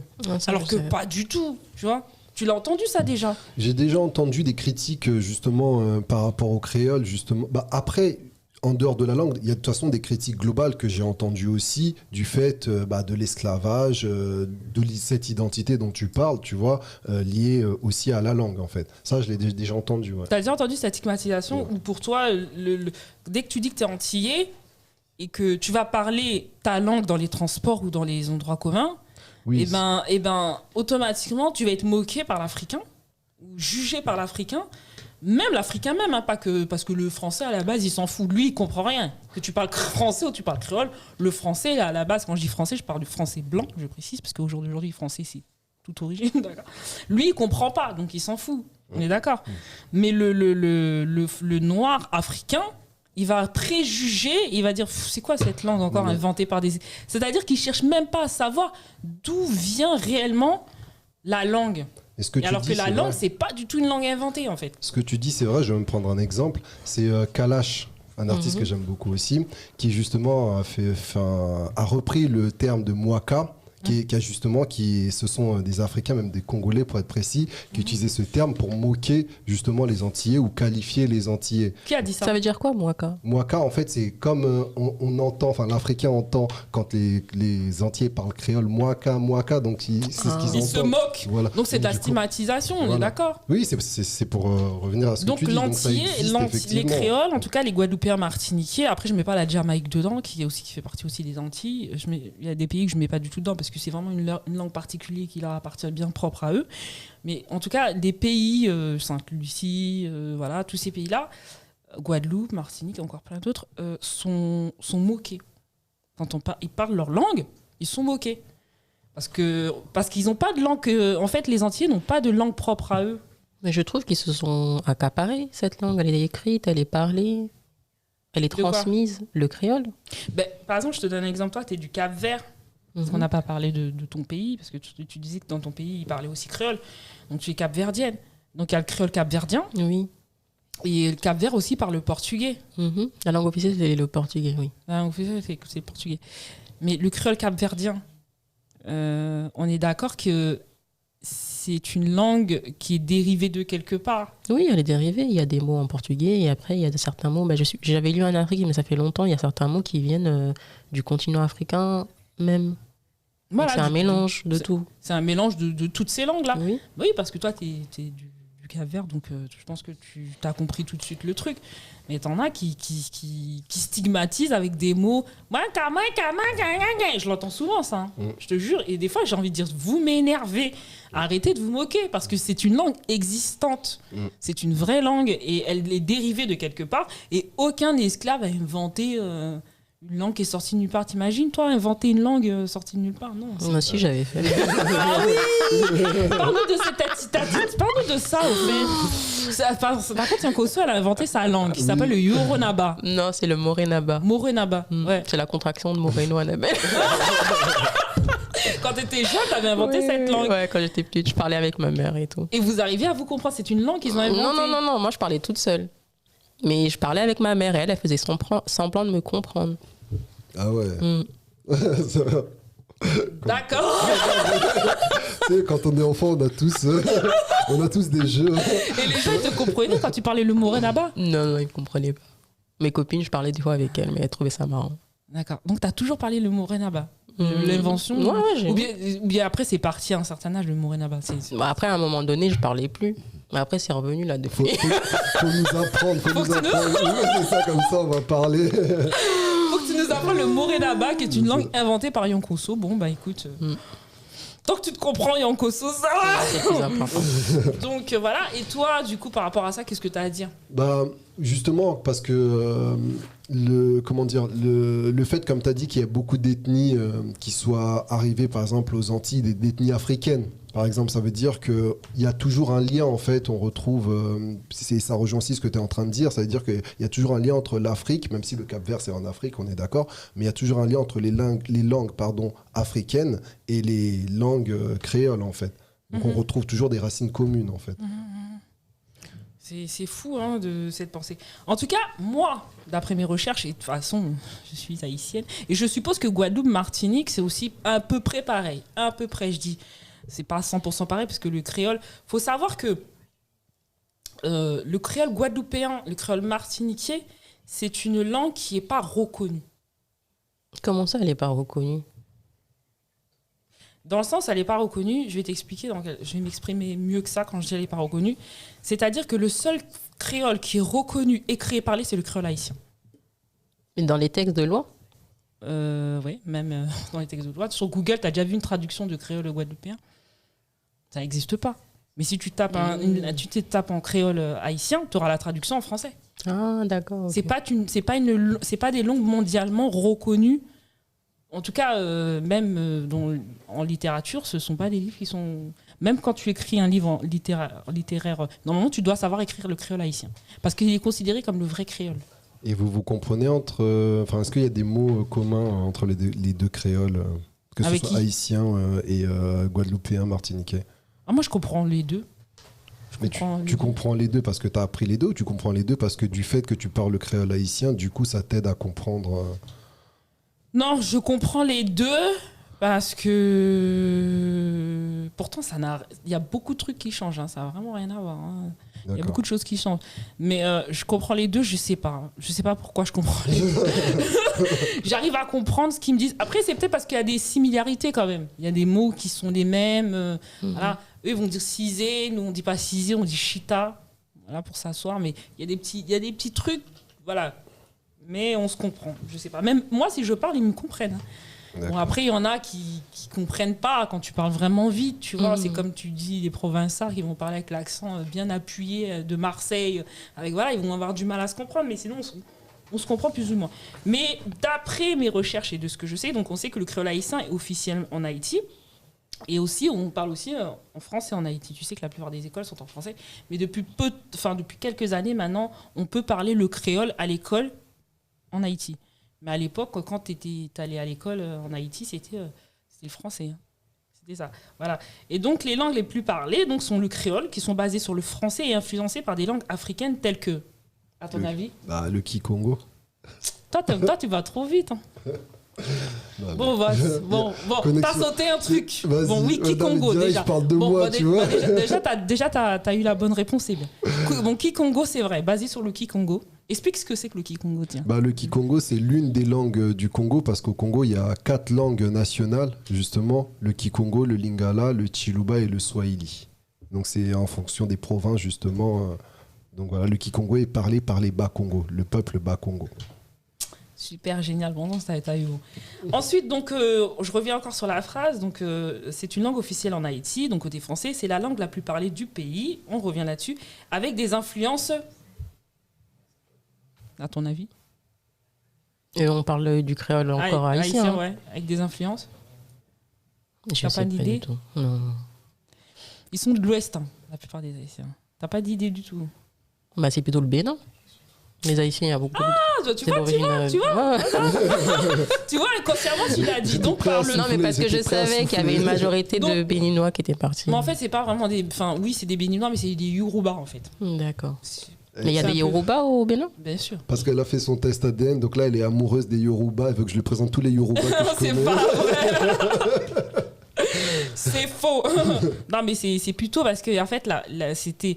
En fait, le Bénin que tu vois là, c'était pas vraiment... C'était contrôlé par les Yoruba. C'était le Niger. En fait, une partie du Niger prenait le Bénin, en fait. À l'époque. Et il y avait le Bénin, en fait, tu vois, faut penser en termes de royaume. Il faut penser en termes de royaume, c'était royaume de Yoruba, tu vois. Donc c'est pour ça que tu retrouves beaucoup de sang de béninois dans le truc, mais ils sont pas 100% béninois, en fait. Donc voilà, en fait, t'as du Wolof aussi. Donc t'as le fond, donc le béninois, dont tu viens de parler. T'as l'Eyé et t'as le Kikongo. T'as le Yoruba aussi en langue. Et t'as l'Ibo.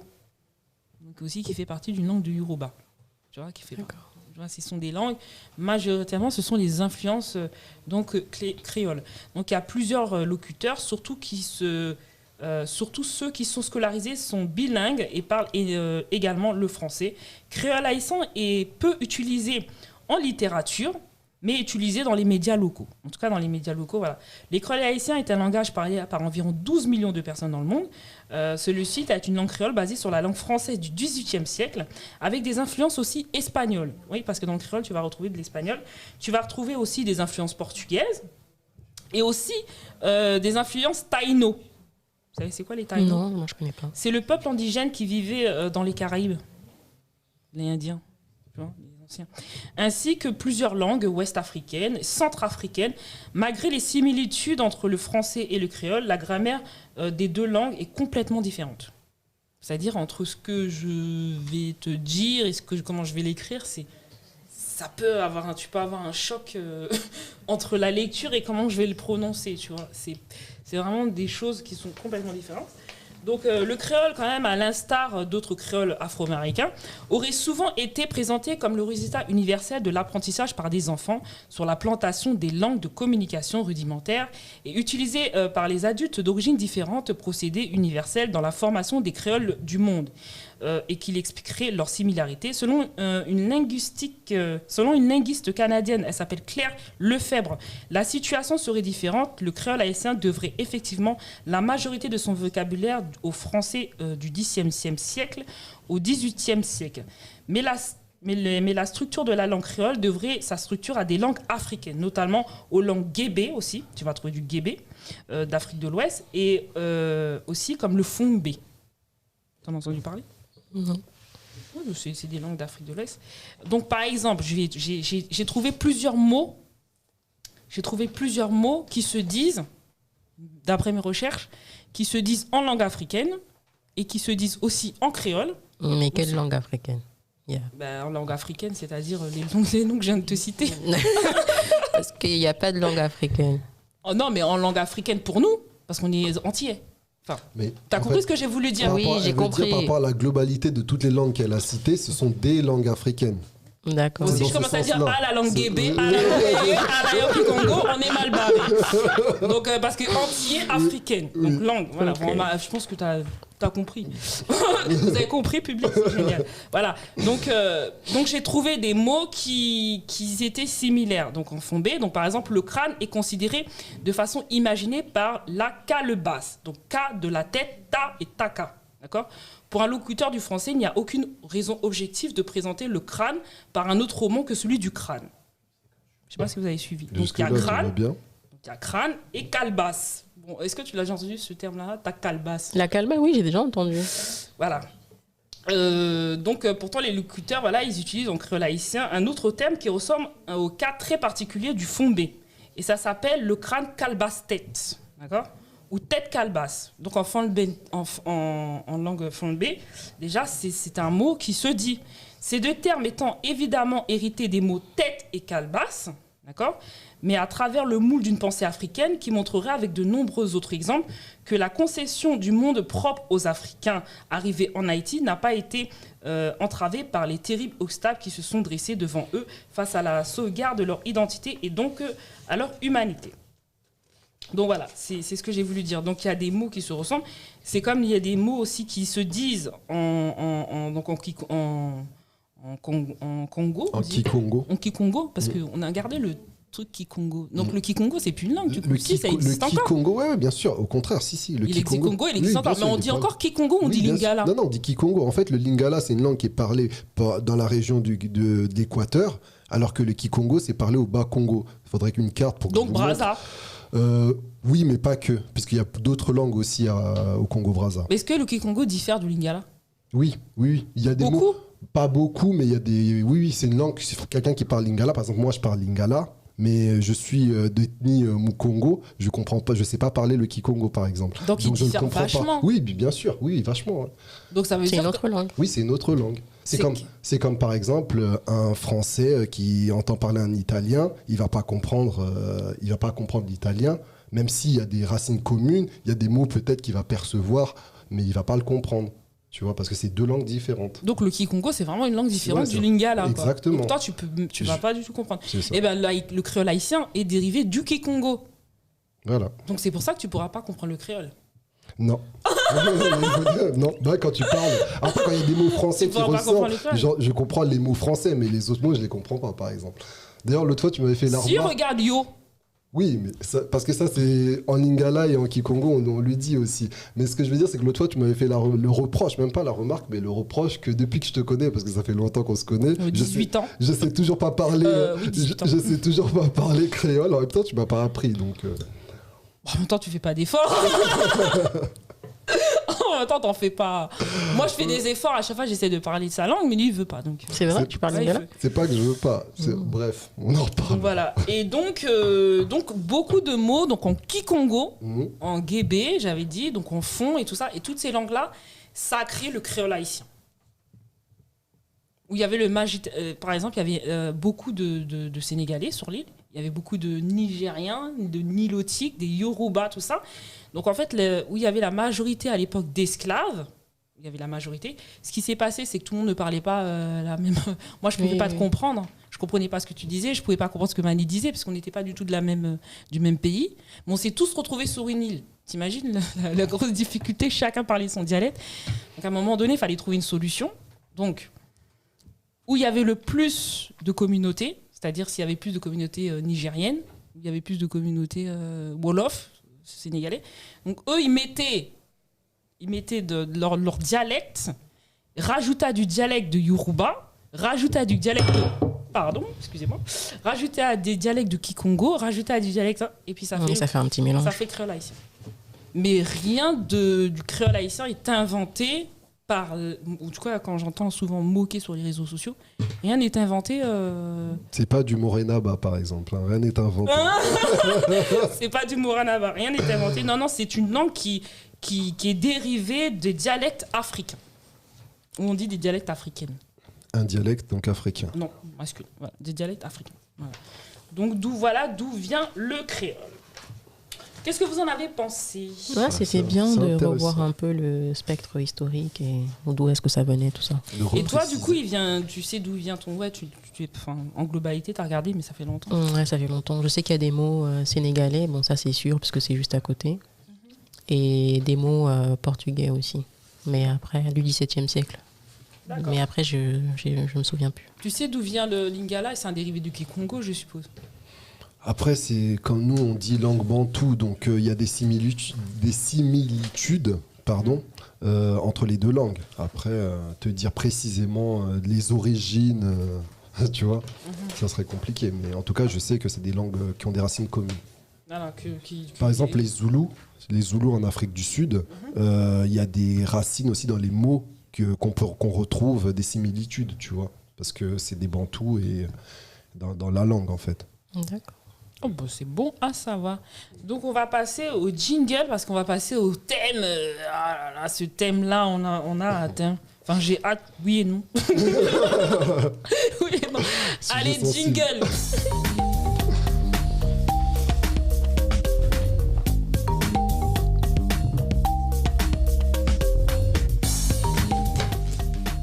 De retour, pour ceux qui ont suivi, là on change complètement de registre.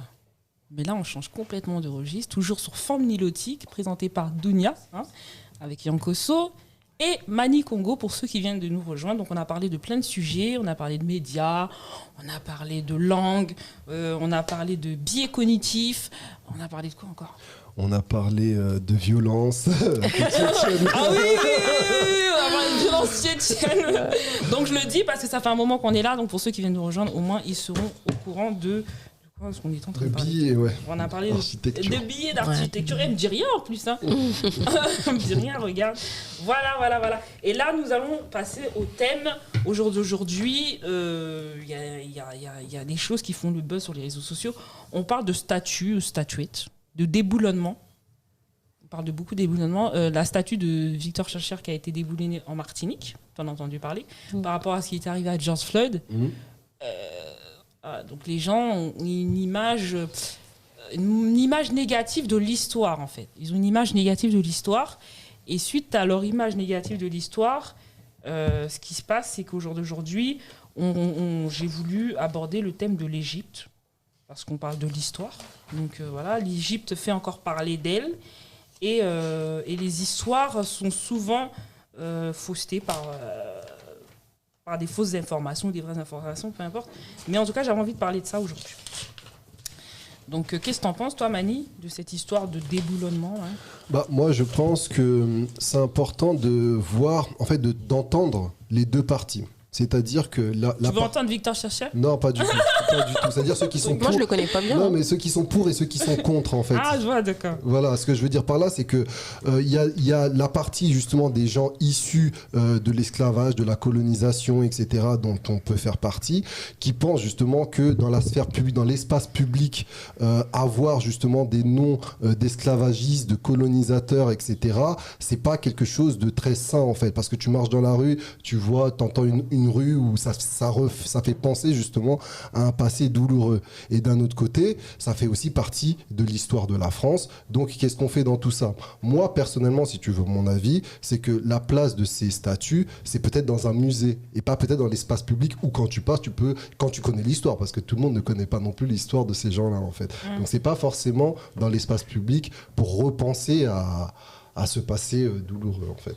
Et toi, qu'est-ce que tu en penses de ces déboulonnements ? J'ai pas trop d'avis là-dessus, mais après, juste si c'est dans un musée, c'est un espace public. Et du coup, ça amène aussi à la glorification de la statue, de la personne en elle-même.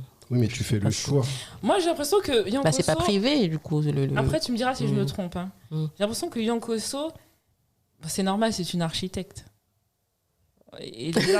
Non, c'est vrai. Je sais pas où tu vas en venir, mais j'attends. Non, mais je vais t'expliquer. Yankoso, déjà, quand on sort, enfin, je sais qu'on en a parlé, des fois, quand tu sors, la façon comment nous, on voit un bâtiment simple, nous, on va passer devant, mais toi, tu vas imaginer, tu vas penser, tout ça. Et je me dis que casser des trucs, est-ce que ça va dans ta... Non, c'est pas c'est pas son truc de casser, détruire. Je pense que Yankoso, c'est pas son... Ah là, je Je me suis trompée. Faut voir si on s'apparence. On va voir ce qu'elle va nous dire. Il y a un peu de violence qui sommeille en chacun de nous. Ah bon Mais oui. Celle-là, je la connais. Non, c'est juste que je sais pas trop quoi en penser. C'est vrai que j'ai pas d'avis particulier. Après, c'est vrai que Mani, il a pas tort. Ça fait mal aussi de sortir et de voir une statue et tu dois toute la consonance négative. Je sais pas trop. Et en même temps, c'est nier ce qui s'est passé. Tu comprends la colère? Oui, oui, je comprends, bien sûr. Tu vois, j'ai envie de donner un exemple. Par exemple, Léopold II, il a tué plus de 10 millions de Congolais. Il a coupé des mains. Excuse-moi, je rigole, mais c'est pas lui. Oui. C'est que, tu vois, là, je crois que tu vas remettre une dose, toi. Non, mais pour t'expliquer, il a coupé des mains. Enfin, il a commis beaucoup d'atrocités. Ah, Léopold II, il a fait des trucs de ouf. Et quand je vais en Belgique, je vois une statue de Léopold II, tout de suite, moi, ça va pas me faire le même effet que quelqu'un qui connaît pas cette histoire, par exemple. Tu vois, rien que déjà, je vais être mal à l'aise en voyant la statue de Léopold II. Donc, quelque part. Elle est là-bas, là, la statue, là? Elle est en plusieurs endroits. Mais elle n'a pas été enlevée, justement. Là, récemment, ils l'ont enlevée. Mais il y a plusieurs statues, il n'y en a pas qu'une. Oh, lui aussi. Non, mais ce que je veux dire, c'est que parce que lui, il a dit vraiment des mots très blessants. Comment Congo peut accepter sa statue? Si je vais dans un musée et que je vois la statue de Léopold II, j'ai fait la démarche d'aller dans le musée. Donc pour moi, c'est normal. Je veux dire il a été méchant avec que de voir cette statue-là, parce que on raconte, on explique une histoire. Mais quand je vais dans la après, je pense que casser, ça sert à rien. Après, c'est mon avis personnel. Pour moi, casser, ça sert à rien. C'est pas parce que tu vas déboulonner, tu vas casser, tu vas péter la statue de Léopold II, tu vas péter. Faut qu'il y ait un débat, un vrai débat entendu. Je sais pas à quoi ça va, tu vois. Ouais. Mais maintenant, ce qui m'embête, c'est qu'ils l'ont. Enfin, d'après certaines sources, ce qui m'embête, c'est qu'ils l'ont fait en Égypte. Et là, il y a un gros problème parce que quand tu le fais en Égypte, on n'arrive pas à bien retracer l'histoire. Mais en Égypte, ils ont déboulonné quelle statue? Non, mais le fait de détruire des objets qui peuvent avoir une histoire derrière, pas forcément déboulonner. Et encore, je sais pas s'ils ont déboulonné, à mon avis, oui. Parce que, voilà, peut-être le terme, voilà, mais ils ont pété les nez, en tout cas. Enfin, par rapport... par rapport à l'Égypte, il y a eu quand même une destruction de biens qui auraient pu peut-être avoir une histoire derrière. Voilà. C'est ce que je veux dire par rapport à ça. Donc, pour vous, parce que c'est aujourd'hui le débat, justement, sur les faussetés de statues et tout ça, qui rappelle l'histoire, on va parler de l'Égypte, là. Pour vous, les Égyptiens, ils étaient anciens, l'Égypte antique. Pour vous, elle était noire ou elle était blanche? Pour moi, les Égyptiens anciens, antiques, étaient noirs. Et je me réfère aux travaux de Cheikh Anta Diop, justement. Toi, t'es comme moi, t'es sur le Cheikh Anta Diop. Vraiment. D'accord. Il faut dire moi, je suis encore pire que toi, je suis dans l'ADN. Ouais, faut dire jusqu'à quand, parce qu'aujourd'hui, quand on regarde les Égyptiens, aujourd'hui, quand tu les vois, ils sont pas noirs, entre guillemets. Oui, après, il y a eu des métissages. Voilà, à travers l'histoire. Mais s'il faut remonter à l'époque des pharaons, ceux qui ont construit en tout cas les premières pyramides, moi, de ce que je sais, en tout cas, c'était des noirs. Oui, ça, c'est ce que tu penses. Voilà, c'est ce que je sais, ce que j'ai lu. Non. Ce que je pense. Sais, il dit. Ce que je sais, parce que je l'ai lu, donc je l'ai validé à travers des travaux. Non, tu peux pas dire, c'est ça, ce que tu dis est la vérité. Ça veut dire ce que tu... C'est sa vérité. C'est sa vérité à toi. Voilà, c'est ta vérité. Mais quand tu dis c'est ça, c'est comme ça, c'est comme ça, c'est comme si tu disais l'Égypte, elle est forcément noire. Non, il y a aussi des gens qui disent le contraire. Oui, bien sûr, et j'accepte. Il y a aussi des gens qui disent le contraire. Donc pour toi, l'Égypte, elle est noire. D'où ma question. L'Égypte, elle est quelle couleur pour toi? Elle est noire ou elle est blanche? Non, ça a commencé avec l'homme noir. Donc pour toi, l'Égypte est noire. Elle était noire, l'Égypte antique. Oui. Elle est toujours. Hein. Dans quel sens elle est toujours? Parce que les Somaliens, ça reste des Égyptiens. Oui, mais après, ça, on parle de l'exode, etc. Mais non, ça n'a rien à voir. Tu parles de l'Égypte avec les pharaons, etc. Oui, les Somaliens, ce sont des Égyptiens. Les Éthiopiens, ce sont des Égyptiens. Ils ont fui l'Égypte à l'époque pendant la guerre. Parce qu'à l'époque, il y avait des guerres. Oui, mais là, maintenant, il n'y a plus de... Oui, mais... Oui. Non, oui. Ce que je veux te dire, pour l'époque, oui. Ce que je veux dire, c'est que l'époque, l'époque reflète aussi au jour d'aujourd'hui par des Somaliens, d'accord, par les Éthiopiens et d'autres personnes que l'Égypte est bien prouvée. Et effectivement, il y a même des scientifiques, et je t'avais fait lire ça, que par le groupe sanguin des Égyptiens d'aujourd'hui et le groupe sanguin des Somaliens d'aujourd'hui est similaire, à quelques trucs près. Mmh. en ADN. C'est-à-dire que l'ADN est presque le même, tu vois.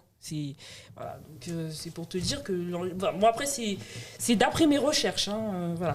Donc par exemple on a eu l'exposition de Toutankhamon qui vient d'établir un record historique de fréquentation et c'était très vivement contesté par son ouverture, notamment parce qu'elle ne disait pas que le pharaon était noir. T'en as entendu parler de cette histoire? C'est une polémique il n'y a pas longtemps sur les réseaux sociaux. De toute façon, Toutankhamon a souvent fait l'objet de débats dans la communauté scientifique, justement, par rapport au fait que est-ce qu'il était noir, est-ce qu'il était blanc, et même le buste, en fait, qui est représenté dans certains musées, le représente avec une forme plutôt caucasienne. Donc, du coup, ça veut dire dans l'imaginaire des gens, il est représenté comme blanc, en fait. Et c'est un plus grave que ça, parce qu'il y a des gens qui ont même tenté de bloquer l'accès pour que les gens ne puissent pas payer leur billet. C'était à Paris, là. C'est ça? Il y avait une visite au musée, là, c'était à Paris. Ils ne voulaient pas que les clients payent. Non, les clients ne pouvaient pas payer leur billet parce qu'il y avait des gens qui contestaient la version officielle qui dit qu'aujourd'hui, les Égyptiens sont blancs, alors qu'en fin de compte, les Égyptiens sont noirs. Donc, tant que la version n'est pas contestée, t'as toutes les associations du monde entier qui bloquent les expositions, c'est un truc de ouf. Donc voilà quoi.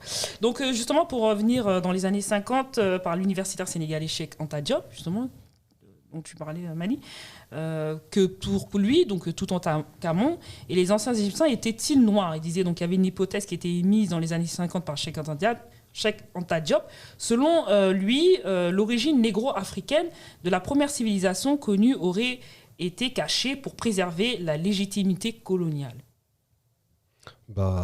On le voit même dans le cinéma. C'est-à-dire que dans beaucoup de cinémas, que ce soit des péplums ou tout ce qui parle de l'Égypte antique, on voit des fois même des blonds aux yeux bleus, alors qu'on ne sait pas à quel moment les blonds aux yeux bleus... Parce comme Moïse, par exemple.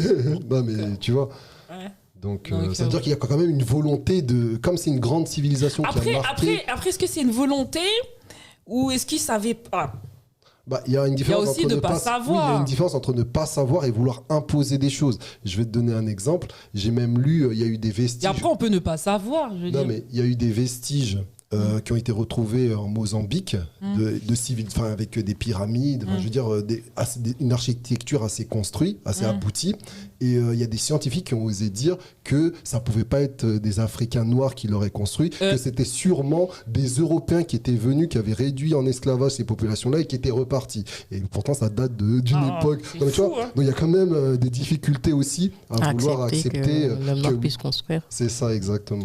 Donc on dit que Cheikh Anta Diop, donc il se disait, donc il était rigoureux sur ses idées iconoclastes. On rencontre un vif succès en Afrique, mais aussi ailleurs, en particulier aux Antilles, où les lieux sont baptisés du nom célèbre de l'universitaire, donc Cheikh Anta Diop. Donc son nom était, voilà, par rapport à parce qu'il était intellectuel et qu'il avait fait des recherches d'époque déjà et qui contestait vraiment les versions officielles, tu vois. Donc Cheikh Anta Diop, la première fois que tu as entendu parler de lui, c'était quand? Moi, c'est en fait, je me suis intéressé, je devais être au lycée.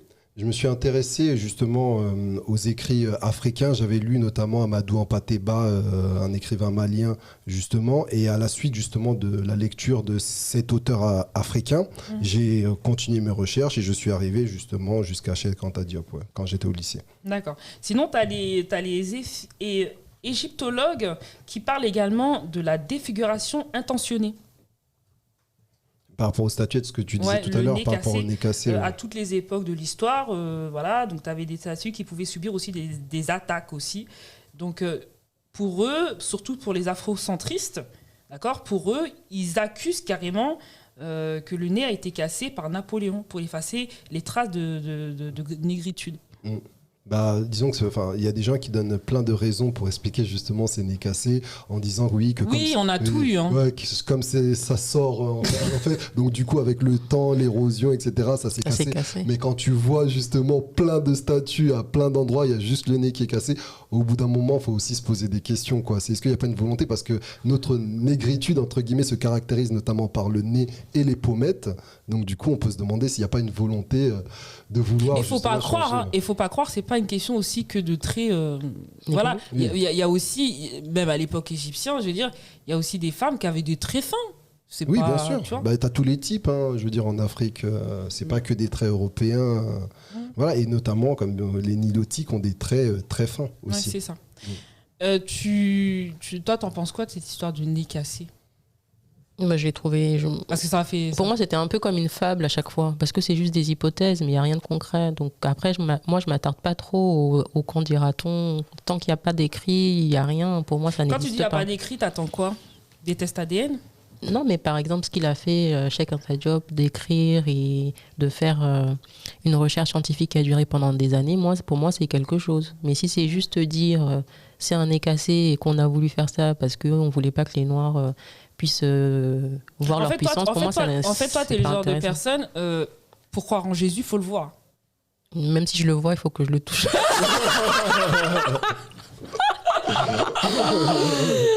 Pour croire en Jésus, il faut le voir, parce qu'il y a des gens comme ça. Tant qu'ils n'ont pas vu Jésus, il n'a pas existé. Tant qu'elle n'a pas touché. C'est encore pire que ça. Non, tant qu'elle n'a pas bu son verre avec, tranquille, voilà. Donc oui, tu es sceptique là-dessus. Non, c'est pas que je suis sceptique, mais je veux des preuves. Je vais pas tout gober comme ça. C'est comme pour tout. Donc tu veux des preuves, mais pour toi, les Égyptiens étaient noirs. Mais c'est juste parce qu'il y a eu des preuves. C'est juste le fait que les nez ont été cassés. Pour toi, il y a peut-être une signification derrière cela, et c'est pas forcément pour se falsifier quelque chose. Non, moi je veux bien accepter, mais il faut me donner les preuves pour me dire que c'est à cause par de exemple, ça. qu'est-ce que tu valides? Le fait que tu sais qu'il y a des nez qui sont cassés. Je valide rien, je sais pas. T'as pas compris. Mais il faut accepter aussi qu'on ne sache pas les choses. Ma question, c'est donc, c'est plutôt pour connaître, parce que t'as pas d'avis, tu sais pas, donc tu te poses pas de questions. En tout cas, c'est ce qui... Ça mérite pas. En tout cas, ça mérite pas que je me pose. En tout cas, Édouard Blickberg, le conservateur Édouard Blickberg, il affirme que ça a été vandalisé dans l'effort de réduire leur pouvoir symbolique, ce qui affirme le conservateur Édouard Blickberg du Brooklyn Museum, qui s'est intéressé de plus près donc à ces destructions, en constatant que les visiteurs du musée posaient systématiquement la même question. Pourquoi les statues ont-elles presque tous le nez cassé ? Intrigué, il a analysé le visage défiguré et alors il a remarqué que leur attaque semblait délibérée, raconte donc c'était sur CNN. Chacun se fera son avis. Chacun sera son avis. Moi, je t'avoue que... Ouais, après, c'est vrai que quand on a 5, 6, mais quand on a 50, 100... Là... Notamment le sphinx aussi. Même le sphinx, il a le nez cassé, tu vois. Ils ont tous le nez cassé. Et sinon, il y a aussi des témoignages qui prouvent que les Égyptiens étaient aussi noirs. Donc là, on monte à plus loin. Et pourtant, Hérodote, historien grec 480-425 avant Jésus-Christ, a vu les Égyptiens séjourner longtemps dans la vallée du Nil, parcourant la haute, la basse et l'Égypte. Il a affirmé dans son livre 2 que les Égyptiens anciens sont des nègres. Voilà, donc il l'a clairement dit. Il a fait, donc on parle de Hérodote, historien grec. Quand il a fait son livre, la première chose qu'il a dit que les Égyptiens étaient nègres. Bon, parce qu'à l'époque, c'était pas péjoratif. Oui. Mais quand on dit...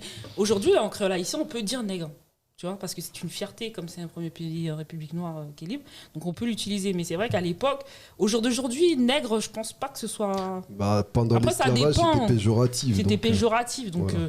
Et lui, en fait, il a dit... Donc, je sais pas si c'était péjoratif. C'était comment? C'était accepté? C'était comme ça? C'était pour... Justement, le mot dénigrer, ça vient de là. Donc...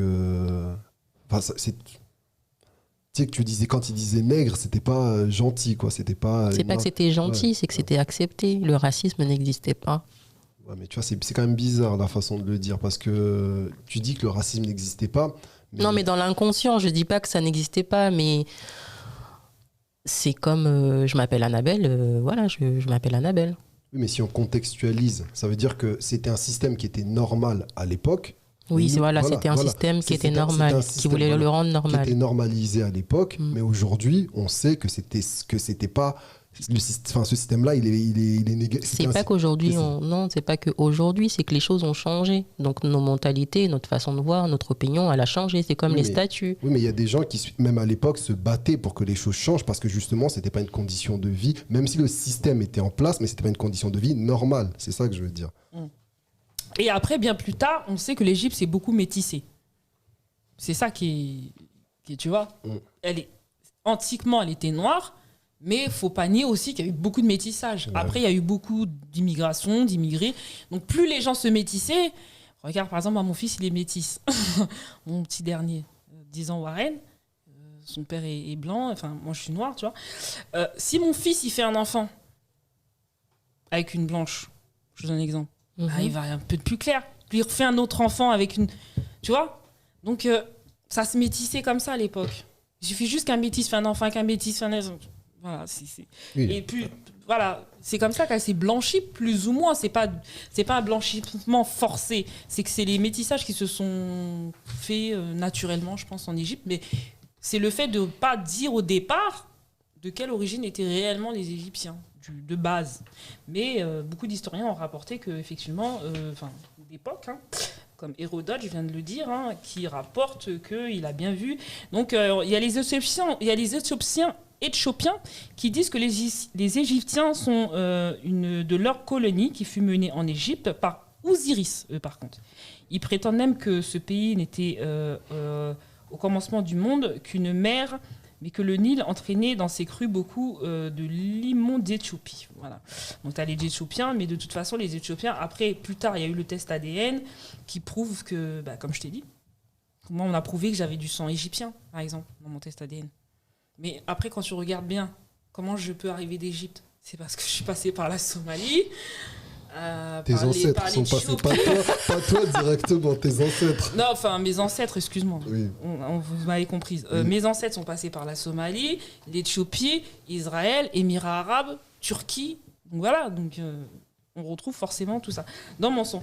Donc on dit aussi que le papyrus médicaux nous révèle que les Égyptiens étaient plutôt petits et qu'elles auraient la peau noire et des cheveux et des yeux noirs. Ça, on parle de papyrus. Donc là, on parle de dessin, là. Si on parle de papyrus, on parle de dessin et ce qui est dessiné. On est d'accord que ce que les Égyptiens dessinaient même à l'époque, c'était pas une peau blanche, c'était une peau sombre. T'es d'accord avec ça ou pas ? Je pars toute seule, vous êtes là ? Non, mais on écoute ce que tu dis. On t'écoute. Vous inquiétez pas. On t'écoute. Non, on écoute et je réfléchis en même temps. Quand je pose des questions, vous pouvez intervenir.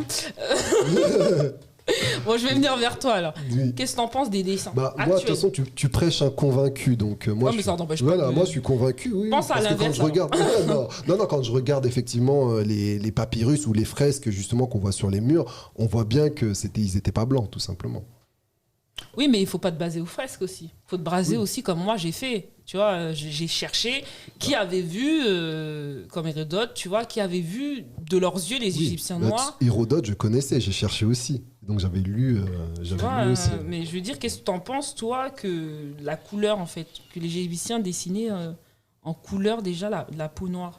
C'est ce qui confirme justement le fait, ce qui me fait penser, comme je disais tout à l'heure, c'est ce qui me fait penser qu'effectivement les Égyptiens antiques étaient noirs, effectivement. Donc voilà, ce qui dit que il y a des gens qui disent que d'abord ça a été peuplé donc l'Égypte par la race noire. Aujourd'hui on dit race humaine, on dit plus race noire, mais ce sont des mots qui sont utilisés. Que les résultats actuellement reçus par des spécialistes d'anthropologie préhistoire qui définissent, selon le professeur Diop, des facteurs psychologiques d'éducation empêcheraient de reconnaître cette évidence. Donc il a dit ça le 10 mai 1831. Il a déclaré plein de choses. C'est pas l'analyse de la langue des pharaons, de l'énophragie décidera si la vieille population égyptienne fut originaire d'asiatique ou bien si elle descendit avec le fleuve divinisé des plateaux d'Afrique centrale. Voilà. Donc c'était des mots que Jean Tata Diop avait déjà écrits auparavant. Mais c'est vrai qu'on se retrouve au jour d'aujourd'hui, par exemple, Lucien... Il a écrit aussi des choses, pareil, Lucien, il écrivait aussi des choses. Tu as eu aussi 500 heures de travail aussi. Tu as eu 500 heures de travail sur des momies. Et la dernière en date qui s'est occupée de ces 500 heures de travail, elle s'appelle Elisabeth Den. Donc, elle a passé 500 heures à travailler avec des experts en palynotrophologie légale pour déterminer précisément l'épaisseur des muscles, des peaux, des tissus mous et pour créer aussi des reconstitutions explique Elisabeth Den. Celle-ci achevée, elle a aussitôt été comparée au buste réalisé du vivant de Néfertiti, par exemple, par le sculpteur Thoumosis et conservé au musée de Berlin. La ressemblance est frappante. En tout cas, elle a suffi aux producteurs américains pour conclure que Wengler Lady est bien Néfertiti. Et comme le montre l'analyse ADN de la momie, donc comme quoi, il y a toujours de l'ADN, effectuée en 2010, elle serait la mère de Toutankhamon. Sachant que Toutankhamon, il est décrit comme noir, d'accord ? Donc on est d'accord que Néfertiti, elle est forcément noire. Il faudrait en conclure que Néfertiti serait bel et bien la mère du jeune Toutankhamon. Donc tout ça pour vous dire, il y a un truc que je ne comprends pas. Est-ce que cet ADN-là ne serait pas forcé ? Les gens ils font pas exprès de ne pas faire l'ADN. Parce que par l'ADN, regarde, on arrive à savoir mes origines anciennes. Pourquoi l'ADN aujourd'hui des Égyptiens, on ne pourrait pas savoir comme ça d'un claquement de doigts ? Aujourd'hui, on peut savoir qui était noir, qui était bleu, qui était... Je te donne un exemple. Pourquoi moi, j'ai l'impression que c'est volontaire. Et c'est pour ça que je viens à me dire que c'est peut-être volontaire, l'histoire des nez cassés. Parce qu'aujourd'hui, l'ADN te dit tout. Moi, par rapport à ce que tu dis, je pense que de toute façon, dans la communauté scientifique, il y a aussi une guerre d'idéologie. Je pense. Oui, c'est vrai, je pense aussi. Voilà. C'est-à-dire que en fonction des résultats et de ce qui arrange les uns et les autres, il y a des vérités. Voilà, c'est-à-dire il y a des résultats qu'on mettra de côté, qu'on va pas forcément pousser, justement pour imposer certaines idéologies. Donc je pense que la science, oui, mais elle est parfois orientée aussi. C'est comme Néfertiti, il y a eu plusieurs visages, vous vous rappelez ?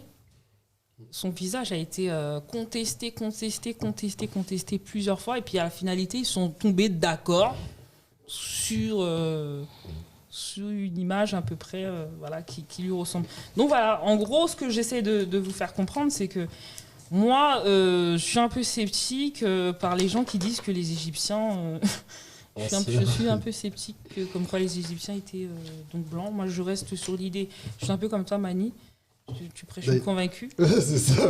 Je suis un peu comme toi. Moi, je crois que les anciens Égyptiens étaient bel et bien noirs. Après, ça, c'est mon avis personnel. J'incite personne à croire, d'accord ? Et bien plus tard, je me base vraiment sur des textes, des écrits, des gens, des témoignages. Quand je dis tout ça, de ce que mes recherches personnelles.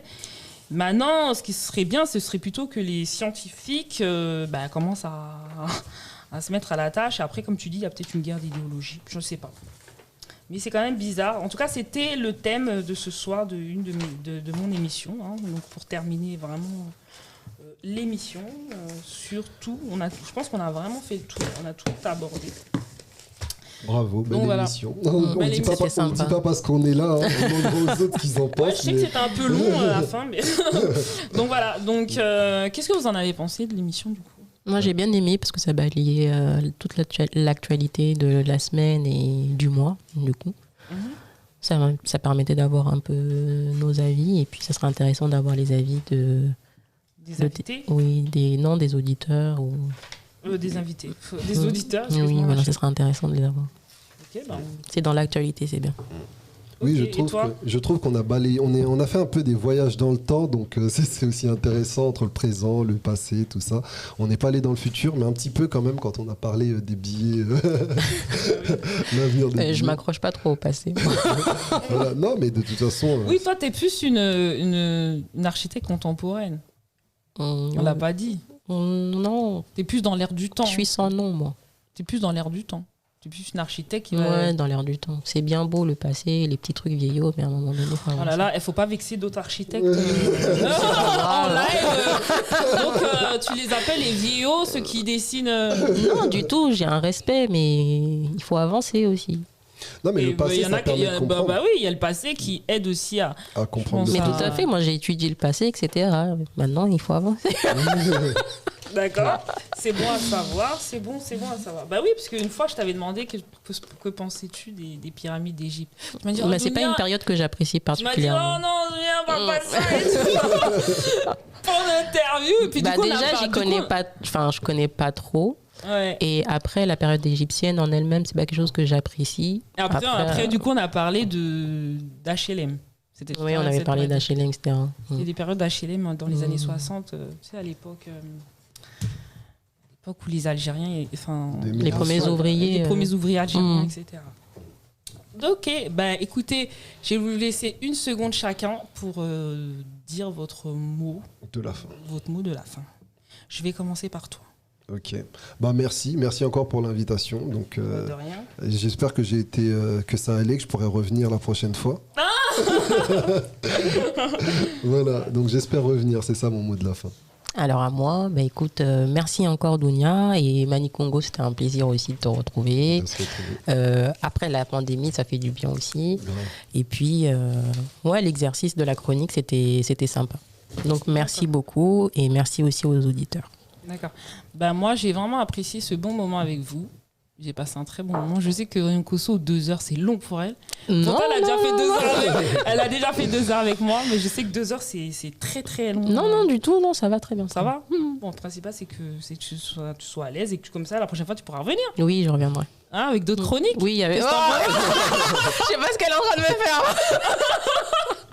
tu reviendras avec d'autres chroniques. Hein, Ouais. donc voilà, donc je vous remercie franchement tous les deux. Vous étiez des invités et chroniqueurs excellents. J'ai Merci vraiment à apprécié toi, votre merci. travail. Merci. C'était super, on s'est taclé, on s'est amusé, etc. Donc n'hésitez vraiment pas à partager sur les réseaux sociaux, laissez vos commentaires.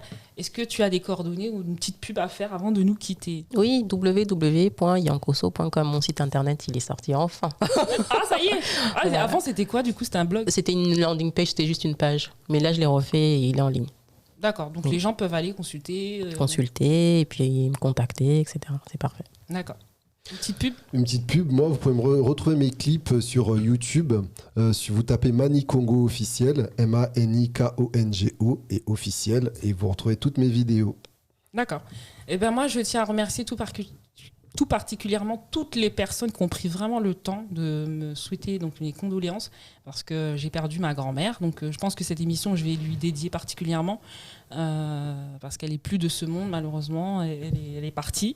Elle va beaucoup me manquer. Je sais qu'elle apprécie mes émissions. Elle aime un peu ce que je fais. Donc voilà, et je voulais vous remercier à tous vraiment sur les réseaux sociaux. Vous avez pris le temps, des appels, des messengers sur ma page. Et bon, j'ai pas répondu à tout le monde parce que j'ai une page de 34 000. Ma page, elle fait un peu plus de 34 000. J'ai des pages à 1000 et quelques. Donc, je peux pas répondre à tout le monde. Mais il y a des gens vraiment qui m'ont écrit, qui m'ont envoyé des mails, des messengers, des WhatsApp sur les réseaux sociaux. Et je tiens vraiment tout particulièrement à vous remercier. Ça me touche énormément. Et voilà, Femme Nilotique, c'est une émission débat socioculturel et qui permet vraiment un échange sur les réseaux sociaux avec vous aussi et de discuter de sujets actuels pendant 2 heures. Voilà. Donc je vous donne rendez-vous parce que la dernière fois j'ai vu que j'avais fait une erreur sur ma vidéo. J'avais dit avril et toi tu m'as même pas corrigé. C'est ça. Donc là on va pas faire la même. On va pas faire la même. Donc je vous donne tous rendez-vous. Donc ce sera le 26 juin. Et non pas avril, juin. Juin. Le 26 juin, voilà. Je vous donne tous rendez-vous le 26 juin. Et à très bientôt. Je vous souhaite une excellente soirée. À bientôt. Au revoir. Au revoir. On va à mettre le bientôt. spot pour la fin. Salut. Voilà.